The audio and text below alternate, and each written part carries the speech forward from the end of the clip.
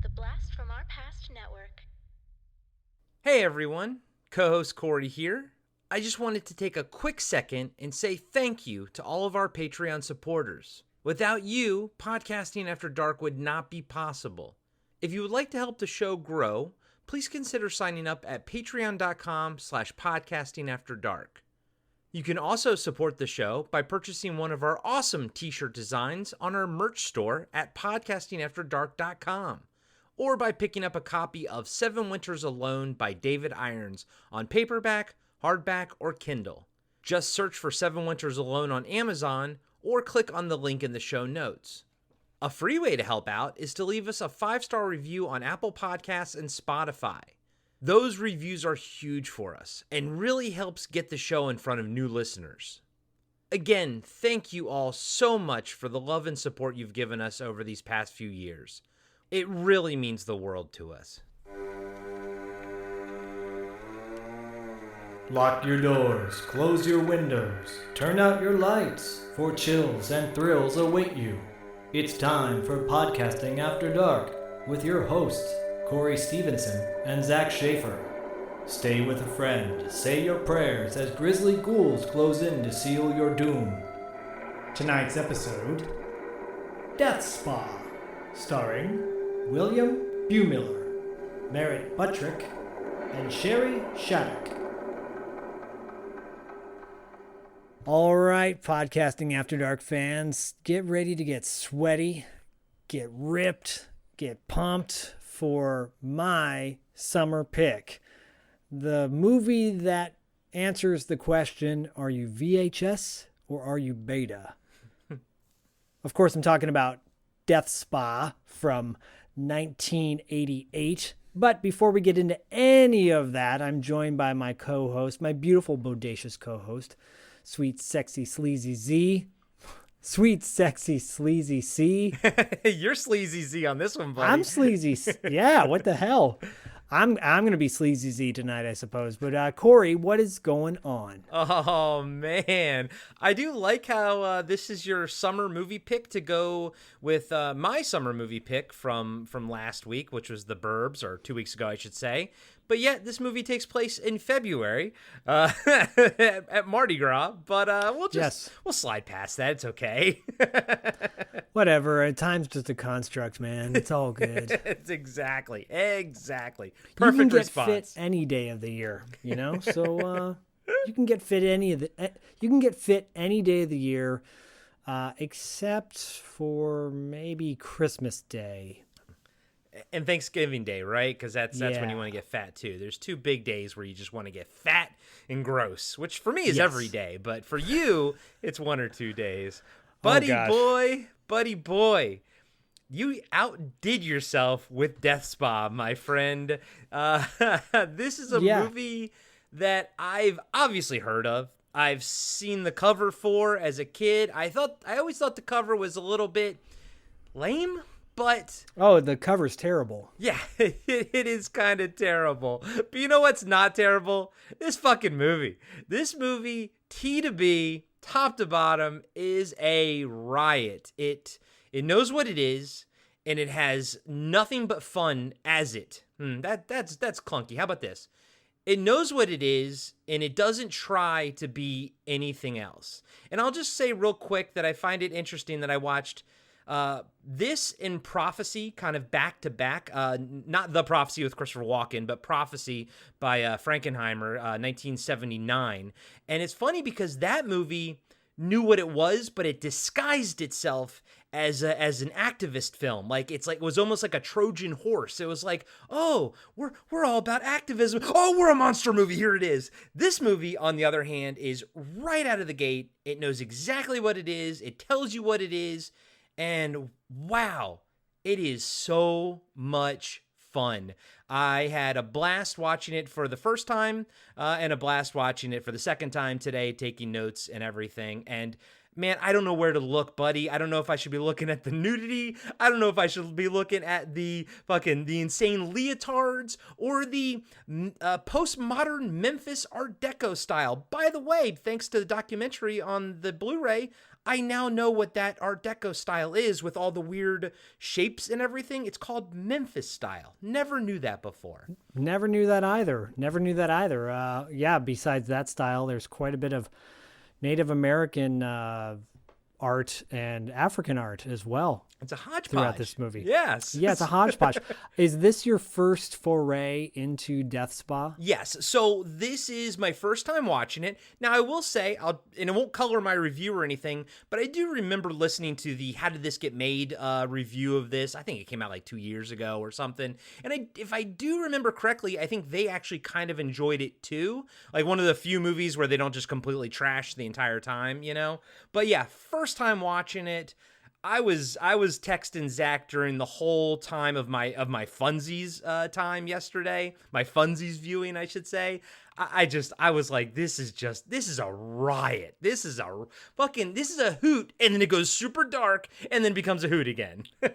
Yeah, it's not for the faint of heart in any way, and as much as this movie probably could easily get trashed by people, I have a feeling we're not going to do that. We're going to cherish it. No, we're not trashing this at all. And if I'm coming in hot, it's because I've been waiting for about 48 hours, chomping at the bit to talk to Zach about this film. Yeah, you are coming in hot, I can tell. You're ready. You're ready to jump down on it. I saw this movie for the first time a couple years ago at the Aero Theater Horror-thon, a 12-hour horror-thon that they do every year, except for pandemics excluded. This was the opening feature to to kick off the night, and boy, oh boy, was I not disappointed by Horror-thon, the Cinematic Void Horror-thon that night. I saw this, I'm like, I don't need to see anything else. I'm done. Was this a crowd pleaser at that viewing? This is definitely a movie that needs to be watched with a group of people or an audience. Watching it solo is fine. You'll enjoy it just fine, but definitely try to watch it with other people because it bears the laughter and the commentary throughout. So it's definitely a commentary filled movie that you would want to watch. This one is great. I mean, look, I chose it because I thought I haven't done anything super raunchy yet, and if I'm going to go raunch, I'm going to go to the highest level.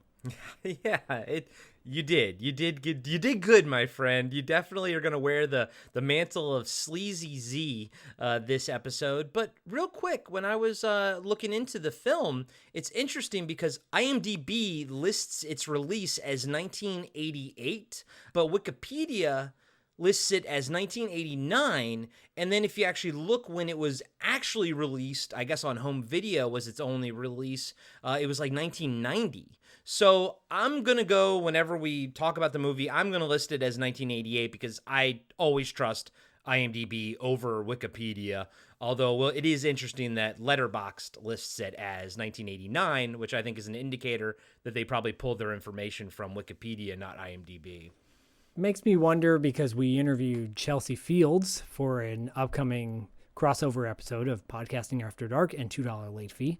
Look for that next month. Mm-hmm. But we interviewed Chelsea Field, who is in this movie, and she said this was one of her first movies she ever made. So I'm wondering if they shot it way before 88 and then it finally got released in 88. Yes, I will say, based on the documentary on the Gorgon Blu-ray, which is absolutely fantastic. It has about a 50-minute documentary. I believe someone mildly mentioned that it was like filmed in like 84 or 85. So makes more sense. Yeah, exactly.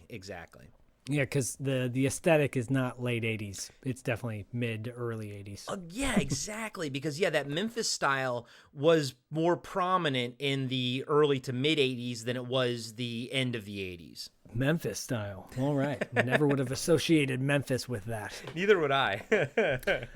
Well, let's jump into the cast and crew of Death Spa. It's directed by Michael Fischa, who this was his first directorial movie. He followed this up with My Mom's a Werewolf and Crack House.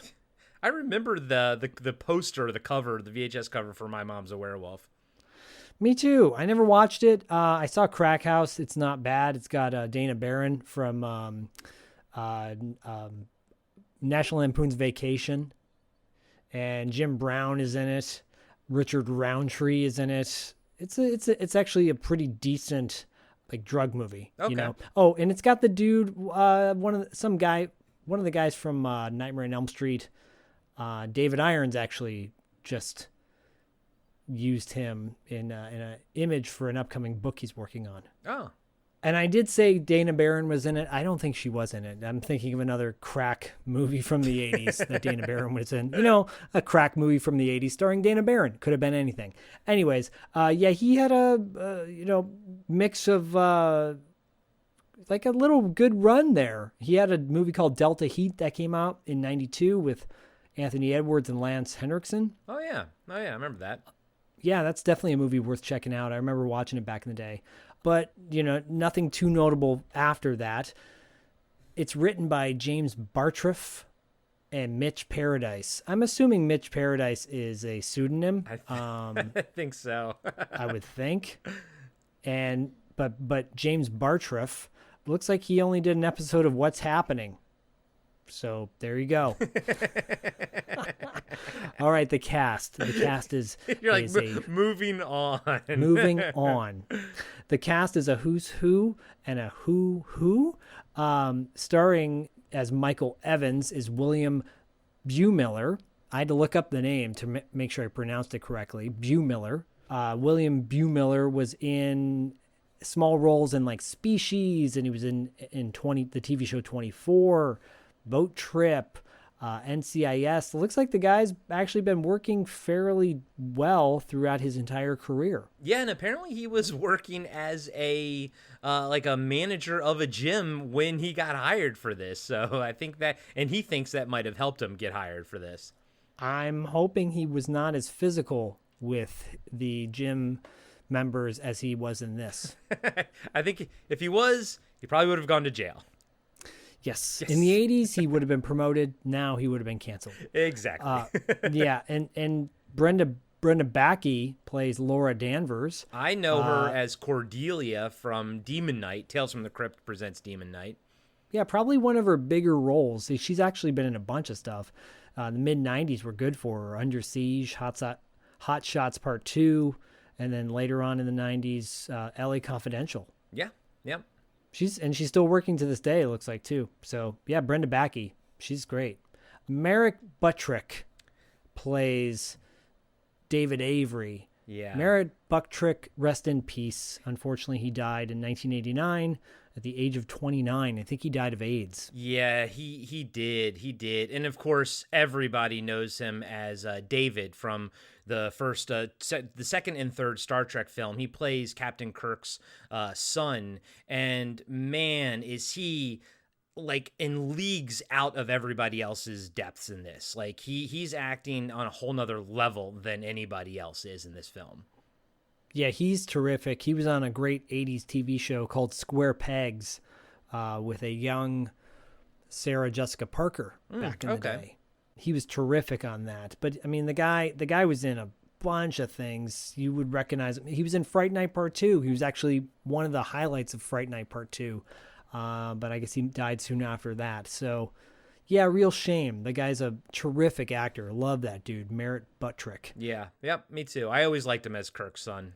Yeah, me too. And I was super I'm like, oh, it's Kirk's son. And then I'm like, whatever happened to that guy? Look him up, dead. Yeah, like 1989. It's crazy. I'm going to go, like, not necessarily what IMDb did with their casting or with, like, listing, because some of these characters, I'm like, nah, but you're not as memorable as other people. Sherry Shattuck plays Catherine. Wondering who Catherine is? You will find out in a little bit. And this was Sherry Shattuck's first role. Yeah, it makes sense. Easy on the eyes, so to speak. And she was in a bunch of stuff in the 90s and the 80s. Straight to video. Did a couple movies with Don the Dragon Wilson. Nice. Yeah, so, she's been around the block for a long time. I hate to say this, but I've said it before. Kind of a cookie-cutter blonde actress. Yeah, no, I'm with you there. I gotcha. Yeah, I'm picking up what you're putting down. You picking up what you feel me, playa. One of the bigger names in this movie, maybe the biggest name in this movie, is Ken Foree as Marvin. Now, Ken Foree we all know him from Dawn of the Dead, blah, blah, blah, blah, blah. From Beyond, which we reviewed a few months back. Exactly. I mean, the guy's a legend in the business. So seeing him in this and acting really well, like doing his best job, he always gives an A+ performance in every role, I think, and he shines as Marvin. Yeah, I love him in this. I would say he probably only filmed for like 4 days though, because he kind of disappears, comes back, and then gets thrown through a window and kind of disappears again. So it's like he's not in it much, but when he's in it, him and William Bumiller have great rapport together. Yeah, like they were playing football or something. Yeah. Rosalind Cash plays Sergeant Stone. Rosalind Cash is a pretty legendary actor. She died in 1995 at the age of 56, unfortunately. She's been in so many movies and TV shows. You look up what she's been in, it's like everything from super cheesy to like super classy. I probably know her best from Omega Man, which is a movie with Charlton Heston that I very much enjoy. But she was also on Fresh Prince of Bel-Air, and we actually have another Fresh Prince of Bel-Air alumni in this movie as well. We sure do. Karen Parsons plays Brooke, even though her name's not mentioned in the movie. Yeah. But it is in the cast and credits. Karen Parsons from Fresh Prince of Bel-Air. I think this is her first movie she ever did. I think so too. Hilary Banks and on Fresh Prince. Dude, I had the biggest fucking crush on her growing up when I was back in the 90s watching Fresh Prince of Bel-Air. So I was like, when I saw her in this, I was like, what the fuck is that? Is that Hilary Banks walking by? Yeah, and she had the opportunity to help Michael with something, but that took a turn for the worst. We'll get to that later. Tane McClure. If you don't know that name, our some of our listeners definitely will know who Tane McClure is. She was on every B movie, late night on Cinemax that you can think of. She plays Vicky. She has a very interesting moment in this movie. Couple. Is she the sauna girl? Yes. Yeah. Okay. All right. Sauna girl. And I'm gonna mention like two more people. Lieutenant Fletcher is played by Francis X. McCarthy. I guess he likes to use his middle initial. This guy, you recognize him from everything. I remember him mostly from being a principal in the movie Summer School. You know what? That's probably where I know him from too. You know, you look at his IMDb, he's been in a million different things, everything, things you've watched, but I probably remember him as that, what you just called out. Yeah. I mean, he's just one of those guys you just recognize all the time. He's got his white hair. He's always had the white hair, Yes. Playing Jeffrey is Chad Hayes. He has like maybe one or two scenes in this movie. Only reason I bring him up is he's one of the twins from the movie Rad. Oh, is that the guy who gets his face like sort of twist around in this movie? The pirate. Okay, the pirate. Yeah. Oh, okay. I thought he looked familiar, but I wasn't quite sure from where. I'm like, it's Tomax from Tomax and Zaymot from Rad. Oh my gosh, so cool. If anyone is a fan of Rad, you'll know exactly who I'm talking about. And rounding out some of the more important cast members is Chelsea Field, who plays Darla. Chelsea Field, from Masters of the Universe, Harley Davidson and the Marlboro Man, The Last Boy Scout, Commando. You're going to know Skin Deep. You're going to know more about her next month, but she plays Darla. This is one of her first starring roles ever, and it shows. Yes, it does. She is easy on the eyes, but maybe not so easy on the ears for acting wise. What do you mean? She also has the best vocal fry in the business. This is true. She had vocal fry like in her early 20s. I know. Anyways, Death Spa is a who's who of people you recognize and people you have no idea who they are. However, I will say this. Overall, great cast, great casting, and pretty damn good acting for a real B movie. And really damn good like cinematography and music as well. We at the beginning, I'm gonna talk about how they pulled off that shot at the beginning of the film, which is fantastic. But before we jump into it, I do want to give a shout out to what is this, Gorgon, right? Gorgon Video. Yeah, Gorgon. Yeah, they have the best menu screen I've ever seen on a Blu-ray for this film. It is absolutely fantastic. I just want to call that out. The transfer looks great. This Blu-ray is outstanding. It comes with a Blu-ray and a DVD. It's the unrated version, but I would say pick it up for literally, I mean, the movie's fantastic, but for the menu screen alone on the Blu-ray is just outstanding. Yeah, my only complaint, and it's a nitpicking one, I wish they would have done some new art for it. Yeah, that's always a thing. Of everything, this movie could have deserved some better artwork done. But it looks like what they do use is like a cleaned up, more precise version of the original film poster. I almost wonder if they like just reproduced it as accurately as possible, but it looks cleaner than the original. Yeah, to be honest with you, is actually one of the things that pushed me away from renting it as a kid in the 80s at the VHS at the video store, because it kind of grossed me out. I was like, oh, the cover art is just too kind of gross. But once you watch the movie, it kind of makes sense. Like, you don't need all that. Yeah, no, I'm with you. I think maybe a more subtle cover. For me, it wasn't so much it was gross. I was like, well, how's the lady alive with her skeleton face? Yeah, I was just like, I'm not buying this cover right here, I'm not buying it, baby. Well, y'all gonna get bought in just a minute, because we're gonna jump into Death Spa right about now. Michael?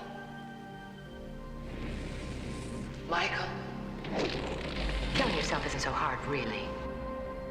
Come to me, I need you.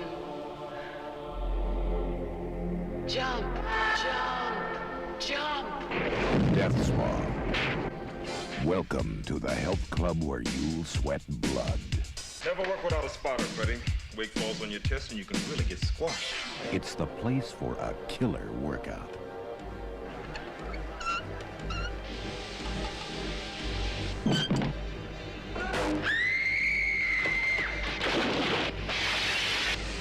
An unquiet spirit reaches out from beyond the grave. Welcome to my party. For revenge.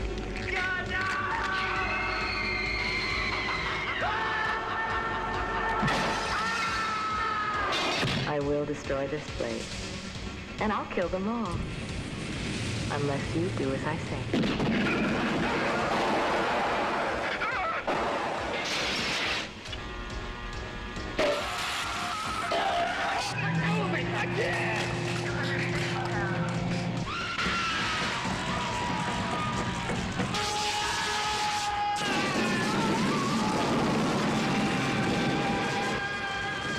Death Spa.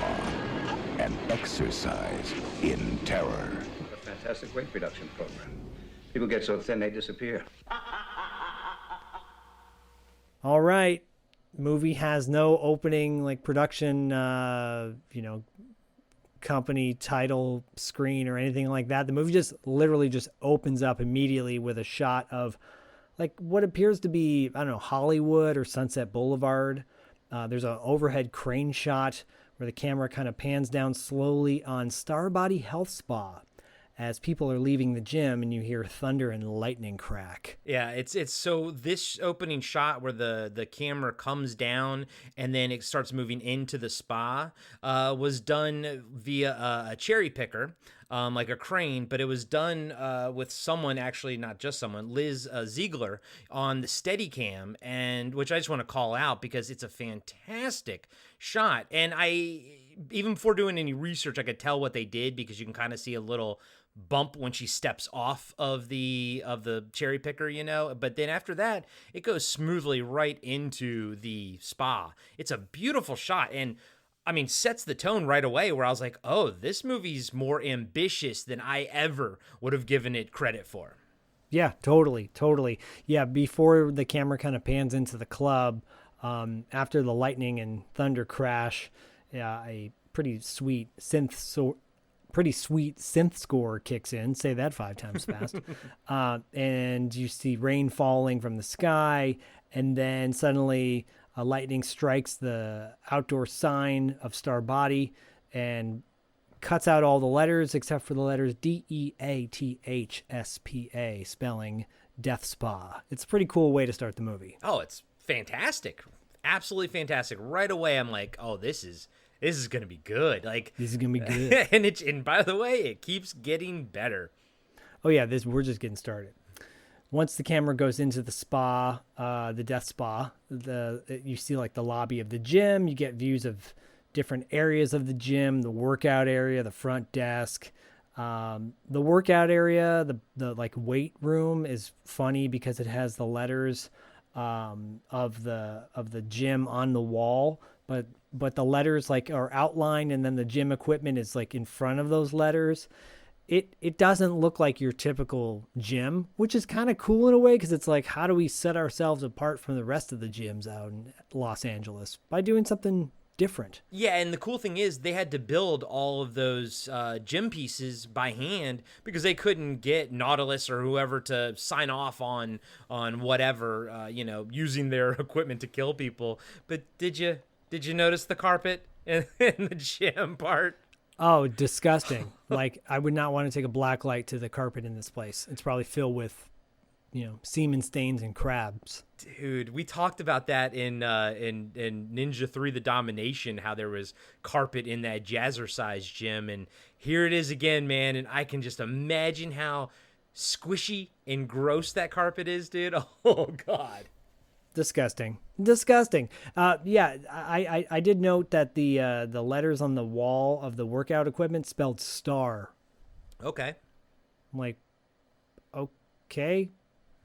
For Star Body? Probably. Yeah, probably, yeah. Yeah, probably. Yeah, it's totally 80s. Like, it is the peak of 80s kind of decor, like gross 80s decor, actually. But now I look at it and I love it. Back then I was like, oh, this would have grossed me out, especially like some of the interiors of some of the various houses that we're going to see later in the movie. The camera pans by like each section of the gym quickly, and you pan past the dance room, I guess, and you see this woman kind of run out of view super quickly. It almost, I thought at first it was a mistake. I'm like, did she realize that the camera was there? And she's like, oh shit. And she ran back, and they're like, just keep it in.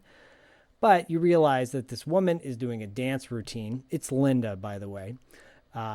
And she's doing like a flash dance type number. And it's a little awkward because the music that's playing doesn't fit the flash dance type scene.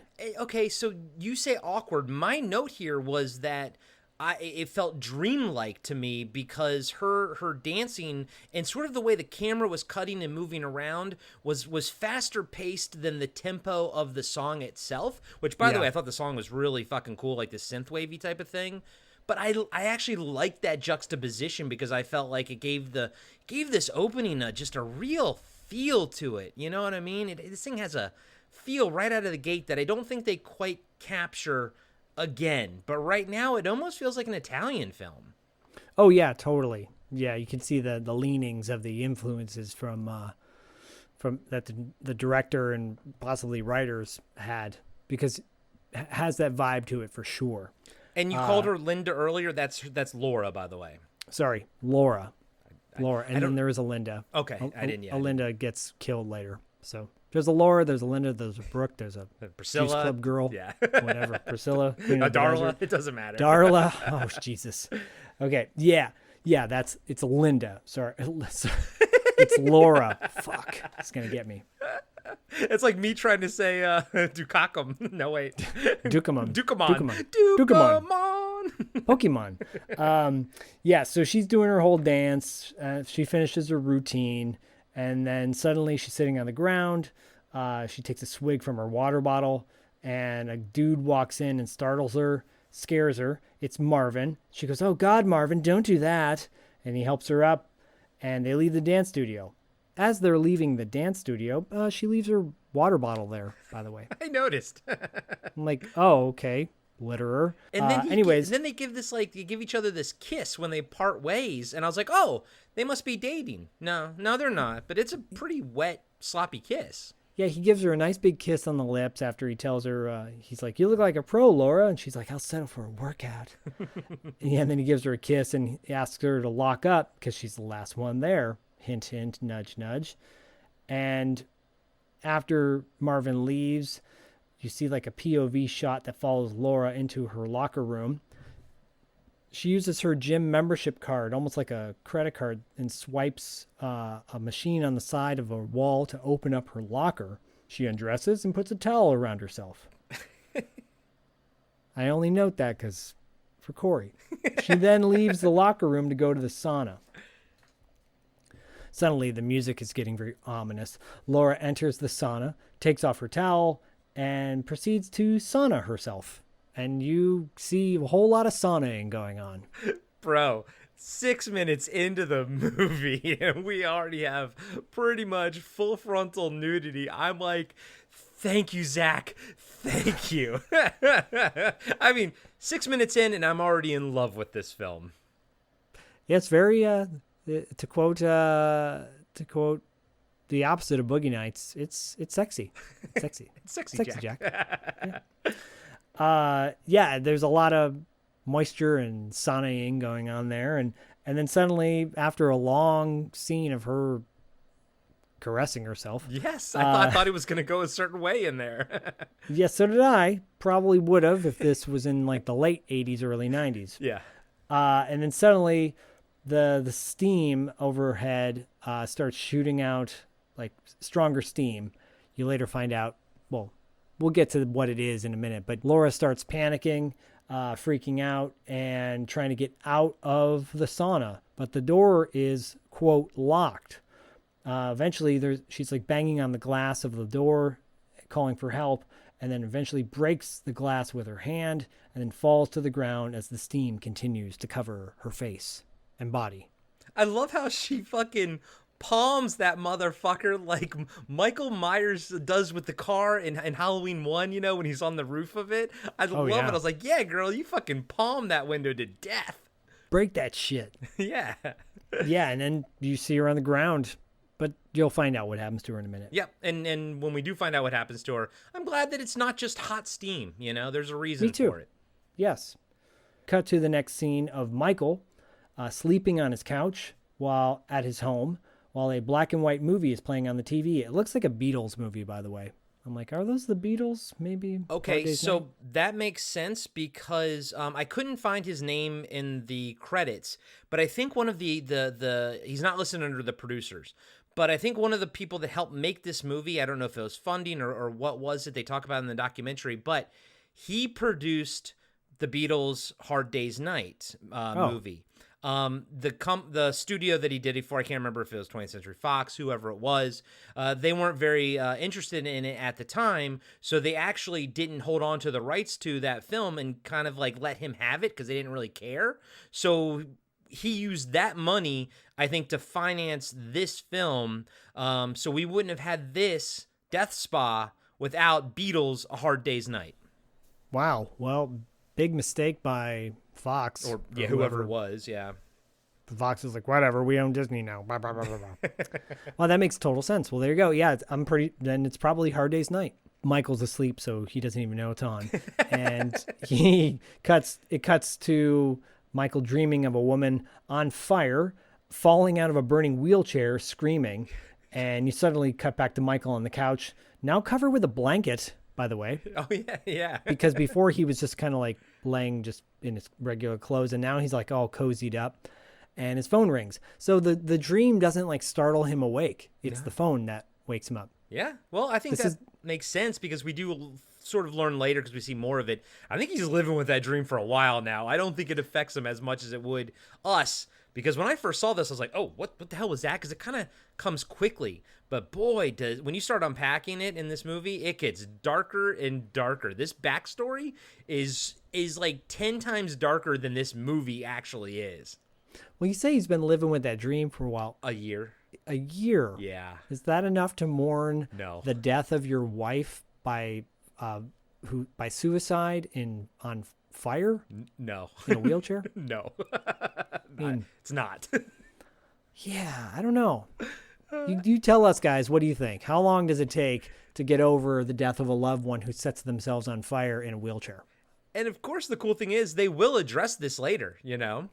Yeah, they do. They do address this later. And I'm going to say 6 or 7 weeks, maybe. No, I'm kidding. I'm kidding. Anyways, wakes up, phone rings, immediate cut to Michael in his Porsche driving down what appears to be Sunset Boulevard. He passes a McDonald's. I'm like, I think I know that. And then I realize he drives past the Wiltern, so it's probably Wilshire. Yeah, actually. I think so. That's where I was tracking. Yeah, Michael arrives at a hospital. The hospital sign is blurred out, by the way, and I thought that was interesting. I didn't notice that. I did very much enjoy the Steadicam following him as he goes through the hospital here, looking for Laura. He walks... and I was like, this is so much better than it has any right to be. Yeah, the shot is great. It's kind of interesting because he walks into the hospital and by himself walks into the burn unit by himself. Yeah. There's no one there to stop him, nothing. No. But, he continues. He walks, he's about to walk into what appears to be like a burn treatment room with the pools and everything. And there's like a woman in there about to get in a bathtub. You're like, Jesus, dude, like you don't give a fuck. And he gets approached by a doctor who introduces herself.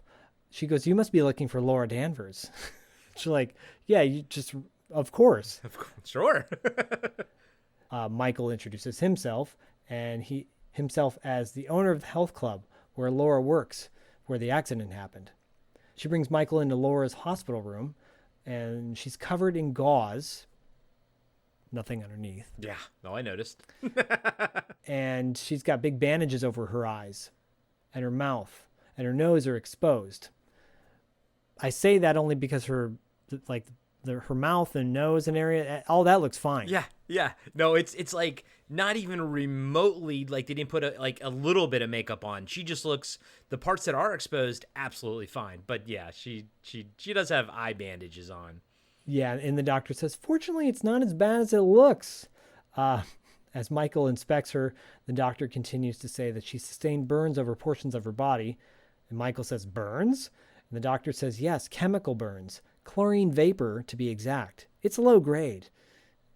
And then suddenly, Michael leaves the burn room by himself and goes into the waiting room, sits down on the couch.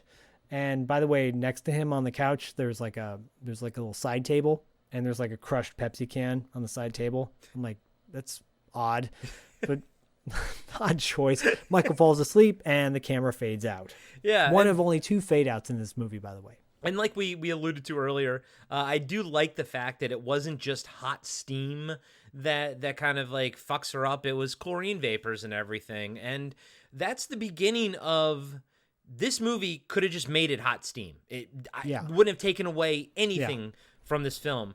But this movie is weirdly tight where it doesn't need to be. No one was asking for an explanation. We all just assume it's hot steam.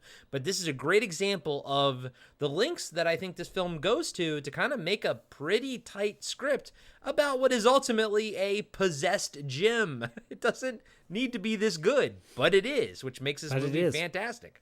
There's a lot of dynamics going on in a 90-minute movie. Yeah. 87 minutes, man. You got lucky on this one, buddy. Oh yeah, I did. And that was intentional. Cut to the next day at the health spa, where all the members are decorated in literally every aerobic fashion you can think of from the 80s. Michael comes in. He's saying hi to the members. He gives one guy. He like smacks one guy in the arm. Squeezes another guy.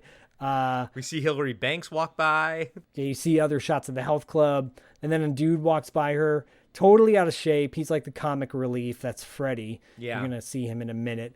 And then you pan by other people working out, including Ken Foray spotting a woman working out in a very interesting aerobic outfit. Okay, so Ken Foray's outfit is weird. So he's got like your typical like workout shorts and like a workout top on, no big deal. But then he's wearing this like almost like a boxer's jacket type of thing, like a robe, one of those half robes, shorty robes, but it's like bright blue with a lapel that is orange and yellow striped. It is both god-awful and beautiful at the exact same time.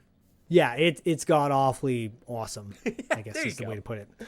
Freddy, dude gets up from a bench press machine and free weights, and Freddy sits down to start pressing, and Marvin walks over and says, "Never work out without a spotter, Freddy. The weight falls on your chest and you can really get squashed." And so Marvin starts to remove some of the weight off the heavy bar, but then at the same time, Chelsea Field, Darla's walking by, and Freddy spots her, and he's like, no, leave it. I'll be fine. And Darla approaches both of them and says to Marvin, "Thanks for checking out the diving board for me." And Marvin says, "Have you tried it out yet?" And she says, "No." Meanwhile, Freddy, who's trying to press this bar all by himself, can barely hold on to the bar. And he's starting to get nervous, and he's calling for Marvin, but Marvin's distracted by Darla. And Freddy starts to lose control of the bar, and suddenly Marvin grabs it and just pulls it up with ease and puts it back on the bench. That was such a cool moment because he catches it like right in time, and you can tell it's one of those things where you could tell Marvin had it all under control to begin with. You know, you can tell he was already kind of keeping an eye on Freddy. I'd say the only pushback I have about this film is we're introduced to a lot of different characters that just kind of disappear at one point. Like Freddy's not really in the climax, yet he gets a lot of screen time before that, and the same for Chelsea Field's character as well. She just kind of disappears. I don't know like the reasoning behind that, and again, it doesn't really take anything away, but it does kind of suck where you don't really get any sort of conclusion to anything with Freddy or Chelsea Field or anything. Yeah, totally agree. Because it would have been nice to see like Freddy get killed later in the movie or something, or save Darla, Chelsea Field's character, and then they get together or something. But even better. There's nothing there. But I will say this: spa is packed. It is jumping with people, and most of them are working out braless. The women and the guys, most of them have mustaches and tiny, tiny shorts. So it's a smorgasbord of body parts all over this place. Of meat. It's a meat market. You're right. Freddy tries to recover after looking kind of goofy with Darla standing there, and he says, "I specialize in isometric crisis training." And Marv says, "Freddy, why don't you show Darla some powerlifting methods?" And Freddy walks over to like where there's dumbbells, and he tries to lift one of the bars, and Darla's like, "Why don't I get it for you?" And then the camera pans up to a security camera that's watching them with really cool lights that move around with like the lens or whatever. Yep.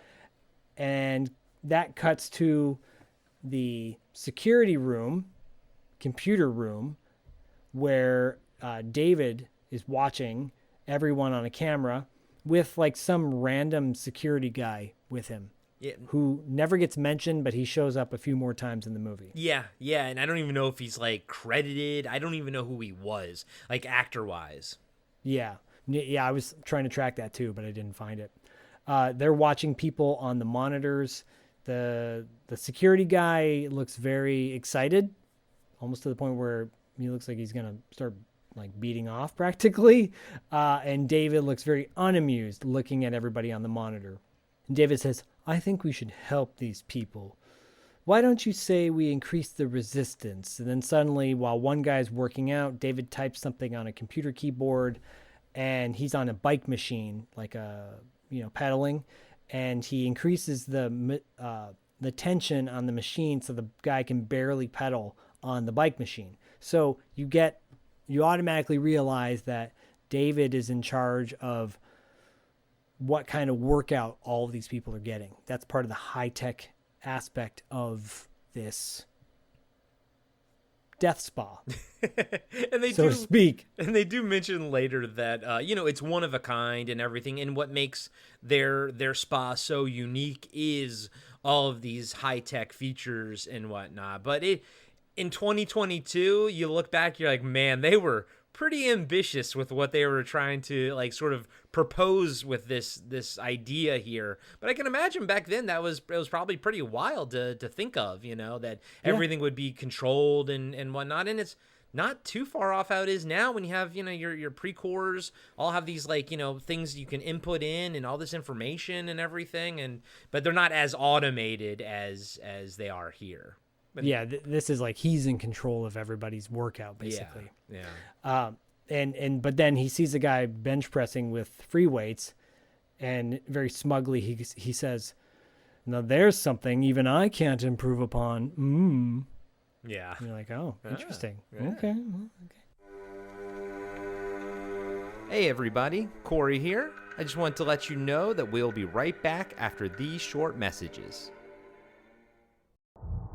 Imagine being one of the last people on Earth, being trapped alone with something not human, something always watching, something always waiting. What would you do? Where would you run?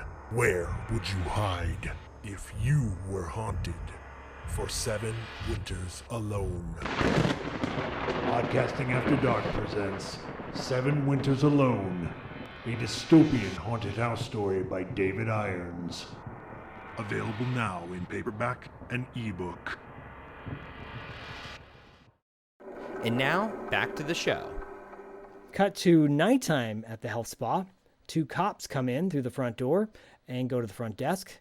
They ask for the manager, Priscilla Wayne.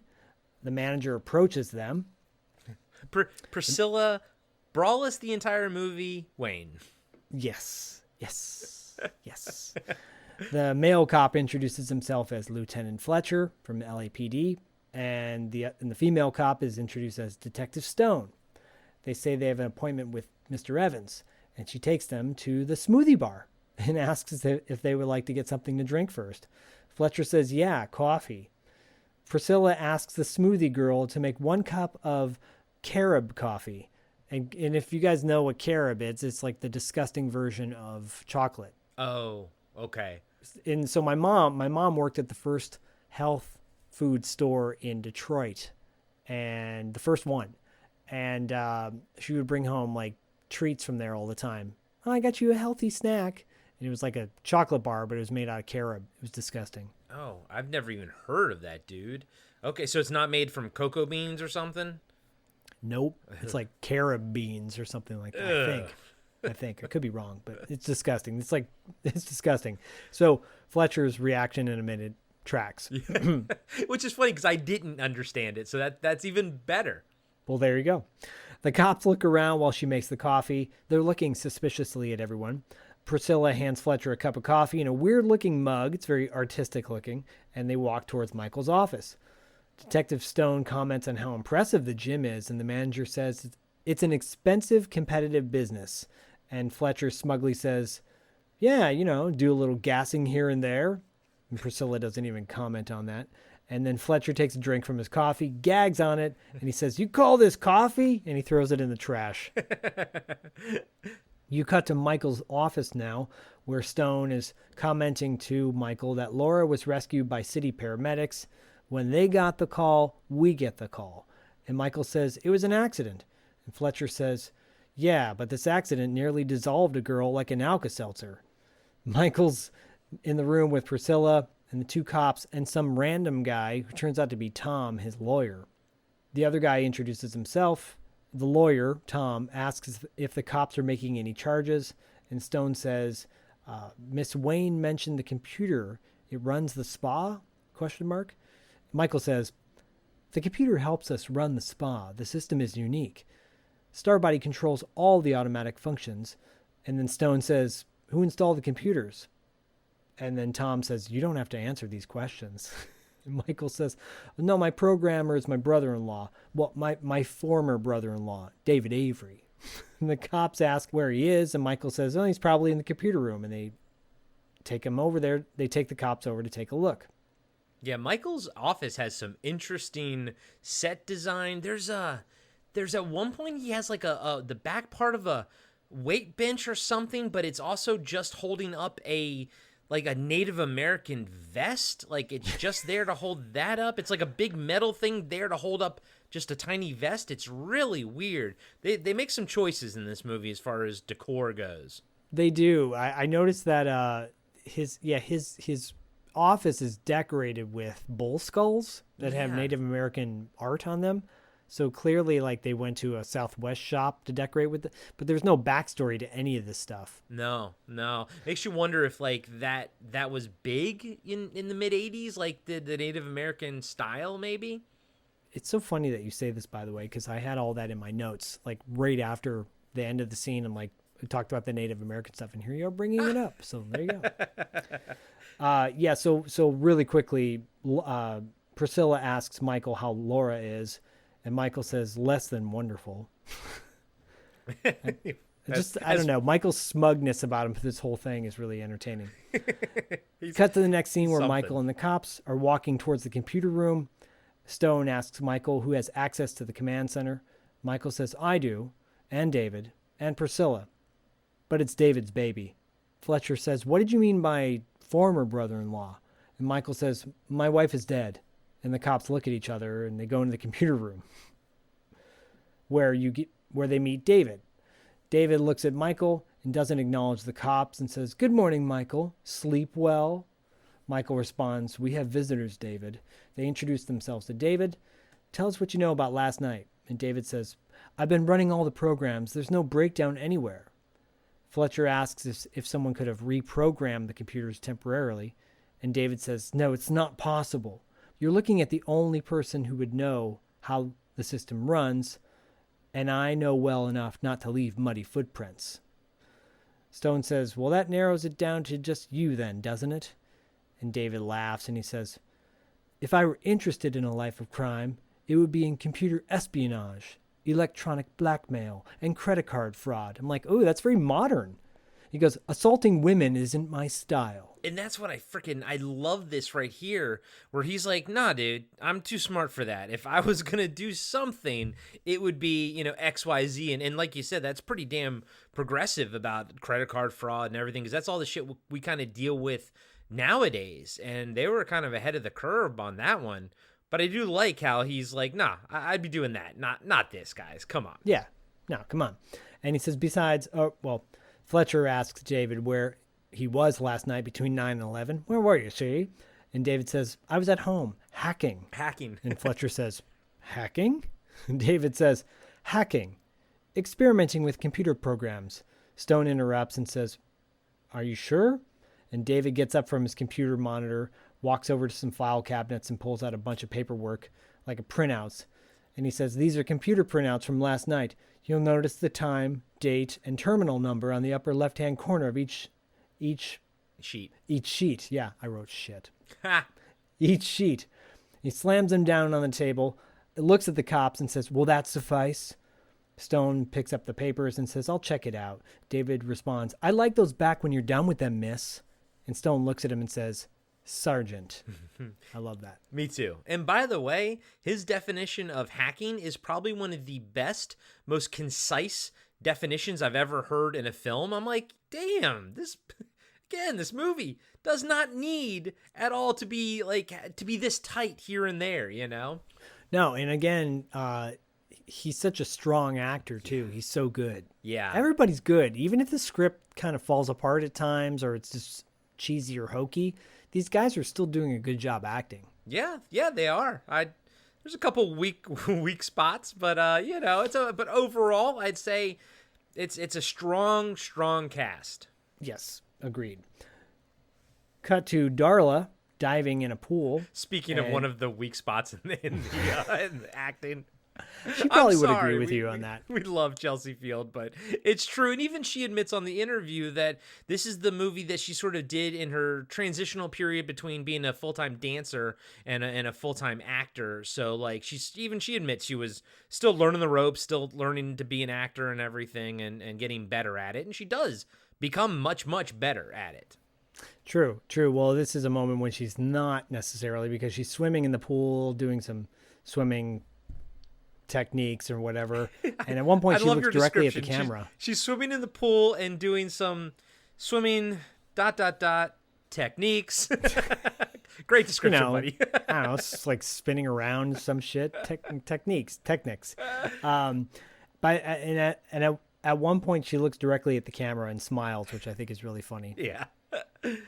So she goes back to the diving board. She climbs up the diving board, and you see a shot underneath of the board where the bolts are, and the bolts are coming loose. Almost like a spirit is making them loose. Yeah. She starts diving on the board again. The bolts come off completely, causing the board to fall off of the platform, and Darla screams as she falls into the pool. Someone yells out, "It just came off! The boards came loose!" Darla comes up from the pool immediately, and you cut to Michael with the cops running into the pool area when they hear someone say, "There's been an accident, get in here." The cops rush in, as well as Michael, and run over to Darla to help her out. Michael puts a towel around her and immediately like pulls her in, almost like affectionately. It's very creepy. Well, it's interesting too, because on multiple viewings, there is this underlying idea that David thinks that Michael was cheating on his sister and everything. And you know what? We don't really sort of have any definitive answer to that, but we can probably look at the way he handles Darla and the way he sort of flirts with the two girls later. And you think, well, maybe there might be something behind David's theories, Yeah, well, we'll get to this in a minute, but two girls put themselves on him, and he says, well, I like to try to get with you guys. Yeah. And they're going to. Yeah. Yeah. But they don't. Well, we'll get to that. Anyways, yeah, Darla's like, the board, it just came loose and sprung off. And that's when Michael wraps the towel around her. She says, it nearly hit me on the way down. Stone takes off her jacket, throws it at Fletcher, which I think is really funny. And as she goes to kind of investigate the diving board, and Fletcher's just standing there holding her jacket, and he looks over at Stone while she's inspecting the platform. And Darla says, somebody must have messed with the bolts. And I love this because Michael's lawyer, Tom, interrupts, and he's like, well, that's just speculation. And I'm like, you're not on trial yet, dude. Just chill out. But you're also not wrong. Yes. From there, you cut to Fletcher looking up at the video camera monitor, and David's monitoring the whole situation. You cut to David in the computer room looking at the screen he's looking at the screen while he's typing something on a keyboard, and then there's a monitor next to him that's not on. Yeah. But that's the main monitor outside of pervert security guy in the other room, I guess, that has monitors as well. Yeah, and the metal housing at the desk for 3 monitors is the size of a door, right? Yes. But these are tiny little, I don't know, 10-inch monitors, and there's 3 of them, but they have to have something the size of a door with metal housing to kind of keep them all there. It's ridiculous. Michael comes in and asks if he can have a word with David, and David says, can we keep it to that? Yeah. Michael says, you're here because you know the system, because you're Catherine's brother. David interrupts and says, both circumstances must be terribly trying for you. Michael says, if I thought for one moment you put chlorine in the steams. David interrupts and says, you'd resort to the only weapon in your pathetic arsenal, jock violence. Jock violence. Okay. Michael says, I think there's a glitch in the system. And David says, that's impossible. And Michael says, then why are you so full? This exchange is hilarious because Michael then says, why are you so full of hate? Yeah, and David says, you found some comfort for your sorrow, I noticed. But then Laura was always there for you, wasn't she? David looks like he has tears in his eyes, and Michael says, I love Catherine. And then David says, she never wanted that child. Michael says, how do you get things so twisted up there? And they're looking at each other with a monitor in between them, really closely looking at each other, very passionately. And David says, we share thoughts you'd never understand. Twins. And David grins at Michael, and Michael backs away and leaves David.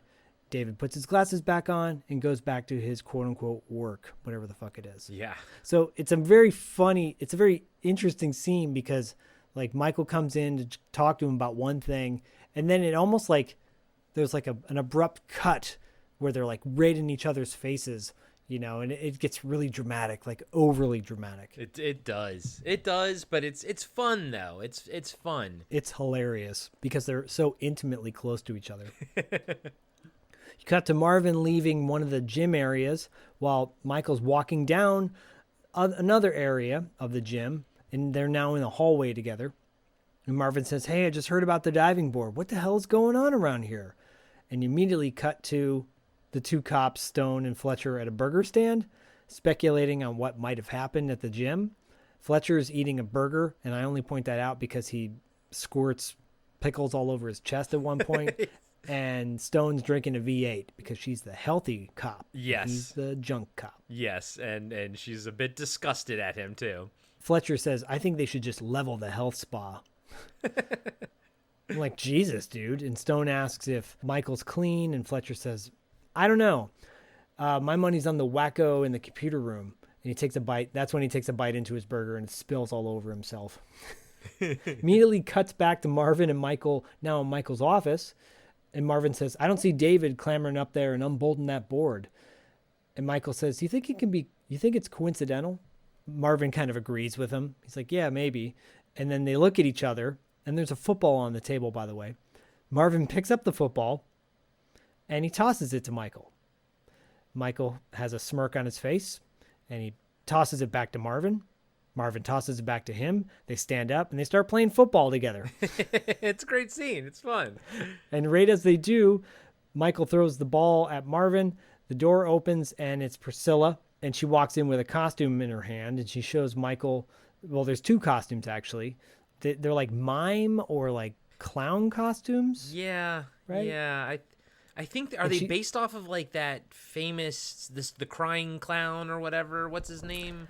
I think so. I think so. I think that's what it is. I don't know. It's like a creepy black and white clown costume. Yeah, it kind of reminds me of when Crazy Joe Davola and Seinfeld did, had to dress up like the clown and, Yeah, there you go. Yeah, and so Priscilla says, "I figure I could be Tweedledee and you could be Tweedledum." And Michael says, "Fantastic." And Marvin says, "I'm going to go check out that diving board," and they leave Priscilla and Michael alone. Immediate cut to the detectives getting in their police car. Fletcher says, "Did you read the printout on the Evans guy," Michael Evans, "about his wife?" And Fletcher says, "Yeah, it made the front page of the Times." He says, "She killed herself." And Stone says, "Yeah, she was burned to unrecognizable ashes." And Stone says, "Does that suggest anything to you?" And Fletcher says, "Yeah, I got to tell my wife to start smoking in bed." Dude, I was like, holy shit. Like, and by the way, his partner Stone, she shoots him like the ugliest look, and rightfully so, because he's like talking about wishing that his freaking wife would burn up in bed. Right? Piece of shit. Man, Jesus. It's like that. It's like that Al Bundy mentality that I just don't get, where like people just straight up hate their wives. We talked about that in the Burbs with like art and everything. It's like, man, like that was such like an 80s thing where just like men were just hating their wives. It's like, what's the point? Yeah. Why did you get married? I know there's this whole thing of like, well, look what I got to deal with. Yeah. No, dude, you didn't have to. That was your choice. Yeah. I never got that, dude. I never got that out. I mean, as much as I enjoyed Married with Children and everything, and I love like, No Ma'am and whatnot, I still ultimately as a kid never quite understood it. Totally agree. And that's what therapy's for. There you go. Cut immediately to the exterior of Michael's home, which is really posh, by the way. Michael lives in a Hollywood Hills type place. I mean, and it is like freaking huge. Yeah, he's doing well for himself running that spa. In that spa business, baby. Michael's passed out face down at his desk. And while he's face down on his desk, he starts dreaming. Cuts to a wheelchair with fog or smoke around it. It's like sitting at what appears to be like Mulholland or something. And then suddenly the fog or smoke just gets more intense, and the wheelchair is now burned to a crisp, and there's flames surrounding it. And then you see Michael's dead wife, Catherine, behind the flames in a very haunting image. Michael immediately wakes up from this dream, and you see a photograph of his deceased wife by his computer. Immediately cut to Michael and Marvin now jumping in a pool together, swimming. This is my favorite scene in the movie, by the way. I called this scene Men Being Boys in the Pool. Yes, they're definitely playing with the boys. Michael asks Marvin if he wants to race to the finish, but as they go racing in the pool, Michael pushes Marvin's head underwater. He laughs, and they have some playful splashing back and forth. Marvin then says, "Mike, I just figured out what was bothering me about Laura's accident. When I left the club, I know Laura was the only one left in the place." Michael says, "So?" And Marvin says, "Well, how did Priscilla happen to find her?" Michael says, "Well, maybe she was working late." And Marvin says, "But I didn't see her car in the parking lot." And Michael says, "You think Priscilla had something to do with the accident?" And Marvin says, "You know better than I do." Then he pushes Michael under the water, and they go back to racing. This is another great example of William Bumiller and Ken Foree's rapport, which apparently, like I said, I think they'd like just clicked right away. But my speculation is that I think Ken Foree's such a nice guy that everybody just clicks right away with him. Oh yeah, totally. I wanna hang out with the dude. Fuck yeah, of course. Cut to another area of the fitness club, members working out in the weight area. Darla is walking by in her aerobic outfit, and she shoves the guy while he's chest pressing. Which I'm like, if someone did that to me, I'd be like, get the fuck off me. Yeah. And who is, like, what is she? She's like, she's a gym rat. Okay, never mind. I answered my own question. She's a gym rat. She is a gym rat because she walks up to a dude who's doing one of those like back curl type things for his lower back, and she asks how many reps he can do. And he's like, 15 or 20 more if I'm showing off. And she says, "Well, why don't you show off for me?" And the guy says, "I never waste effort in the gym. Besides, I'm Beta, you're VHS." Which I love. Yeah. That's fantastic. It's a great line. And she looks completely like dejected and crestfallen when he says it. And she just walks away. But I'm like, but no, like, you guys are both, like, sort of the same level of hotness. Like, I don't, as an outsider looking in, I'm like, I didn't understand why he just immediately shot her down. Well, I have two theories. One, he's straight and he's not into her, and Beta is technically a superior tape to VHS. Yeah. So that could be. Yes. Or two, he's gay and she's not, and she's straight. That's probably the latter. Yeah, and you know what? I like that. I think you're probably correct on that one, and I didn't even think about that. And yeah, I think you're right. I think that actually answers it for me. I will say that the documentary on the Blu-ray, they did talk to this guy, because this is the guy that's gonna get his ribs exploded, and he was a bartender working when he was working at a bar. He was actually serving Christopher Plummer a drink when he got a call that he got the job, and he kind of hung up the phone, and Christopher Plummer was like, "Oh, is it good news?" And the guy was like, "Yeah, I got a small role." And he's like, "No small roles," like type of thing. He was like, "Well, what is it?" He's like, "The movie's called Death Spa," and Christopher Plummer says he cheers and just says, "Here's to you surviving Death Spa."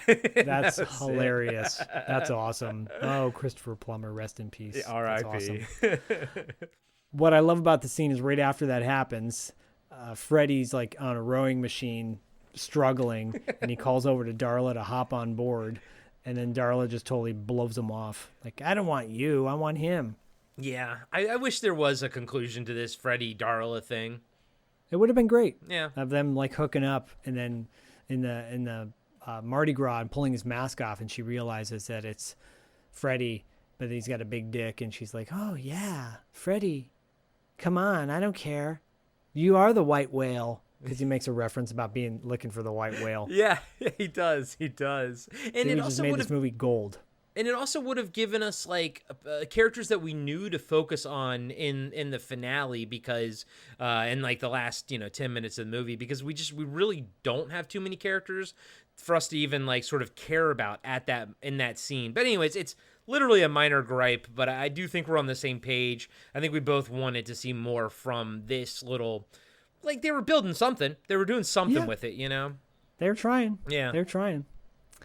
What they effectively did was the next scene showing how awesome a jazzercise class is because we get our shot of sweet leg warmers, leotards, hopping around, dancing around, amazing music. The music's popping. It's a workout class. It's a jazzercise class. It's amazing. And it's got great choreography, great camera work.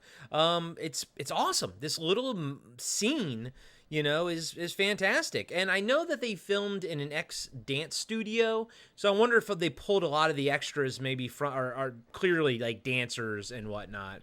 Yeah, it makes sense. Chelsea Field was a dancer at the time. Yeah. And she got this because of that, probably. Yep.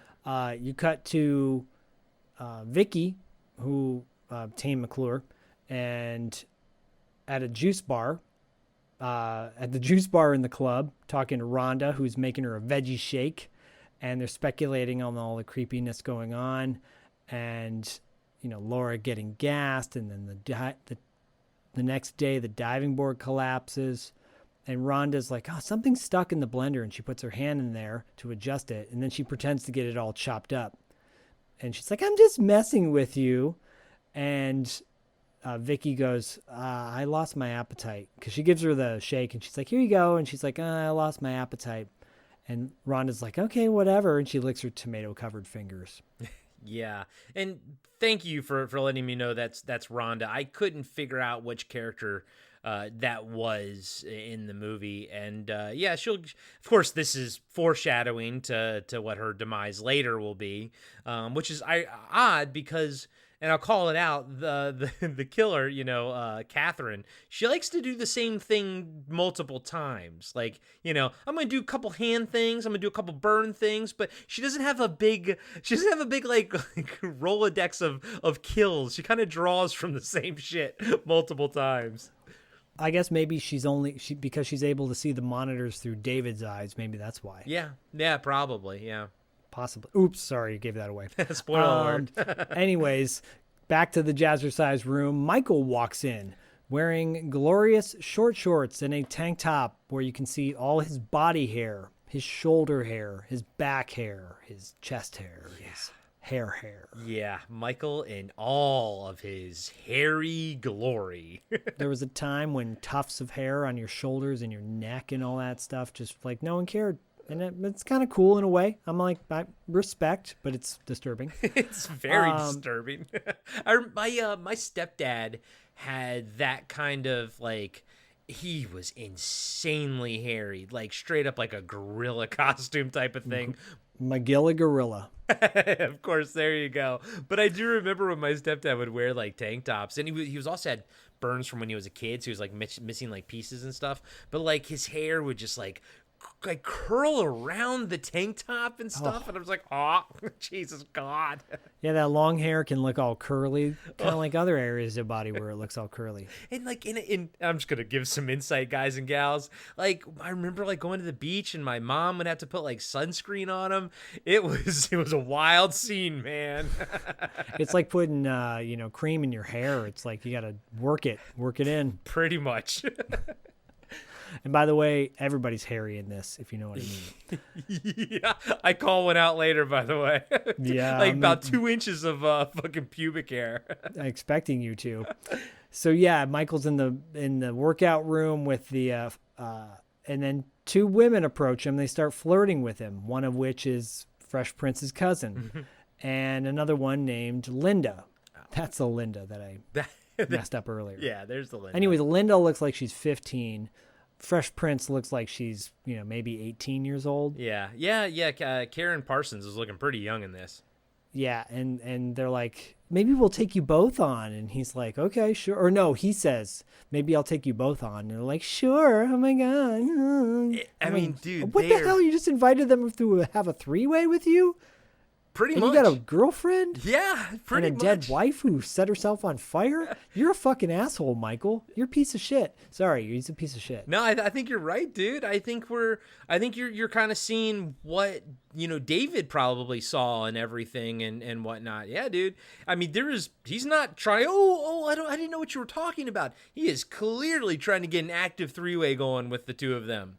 He is. So no one, that would drive any partner insane if their husband was diddling around behind their back or maybe not behind their back, like kind of just showing all the glory. Yeah. Catherine's getting a little bit of support here. Yeah. And did we have they mentioned yet how she became paralyzed during childbirth? Not yet. Okay. All right. They haven't gotten there coming yet. Up right now. Okay. Because cuts back to Michael going into his office wearing his amazing workout outfit. He smells something in his office, makes a funny face, and he's looking around and he finds a bird nest. And the bird's nest has an egg in it. The egg falls to the ground. There's a dead bird fetus in there. I almost wonder if that's real. It looked real, and it looked like it was still moving, by the way. And that's very disturbing. Like, knowing that this is a small budget film, did they really take the time to create an animatronic baby bird that looks that good? I don't think so. I think they probably just dropped an egg. Probably. Oof, rough.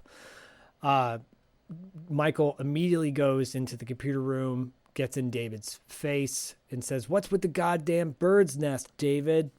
Michael says, it's pretty sick. Michael says it's a pretty sick joke considering she's your sister. And David's like, "What are you talking about?" And Michael says, "I don't know what you're pulling, but you're not going to get away with it, David." And David says, Michael, you do need medical attention." David's holding a stack of papers in his hand at the time, and Michael slaps them out of his hand. Michael says, "Just watch yourself, or you're going to need medical attention." Michael and his hairy back storm off. You can watch my back hair as I walk away. Yes. Cut to a shower scene. Oh, by the way, so apparently they filled out the extras in this scene with porn stars, or they went to essentially they went to a casting agency that uses for adult stars, and they had some fun just being like, we'll take her, and I think the director kind of was filmed this scene a bit longer, got more coverage here than the producers probably deemed necessary. I think he had a good time that day of shooting. That's pretty obvious because there's a lot to look at. A lot of coverage, yeah.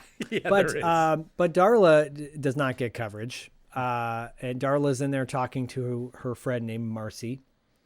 They're asking each other what they're going to wear for Mardi Gras. And Marcy says, she's like, "Do you think Snow White might be pressing my luck?"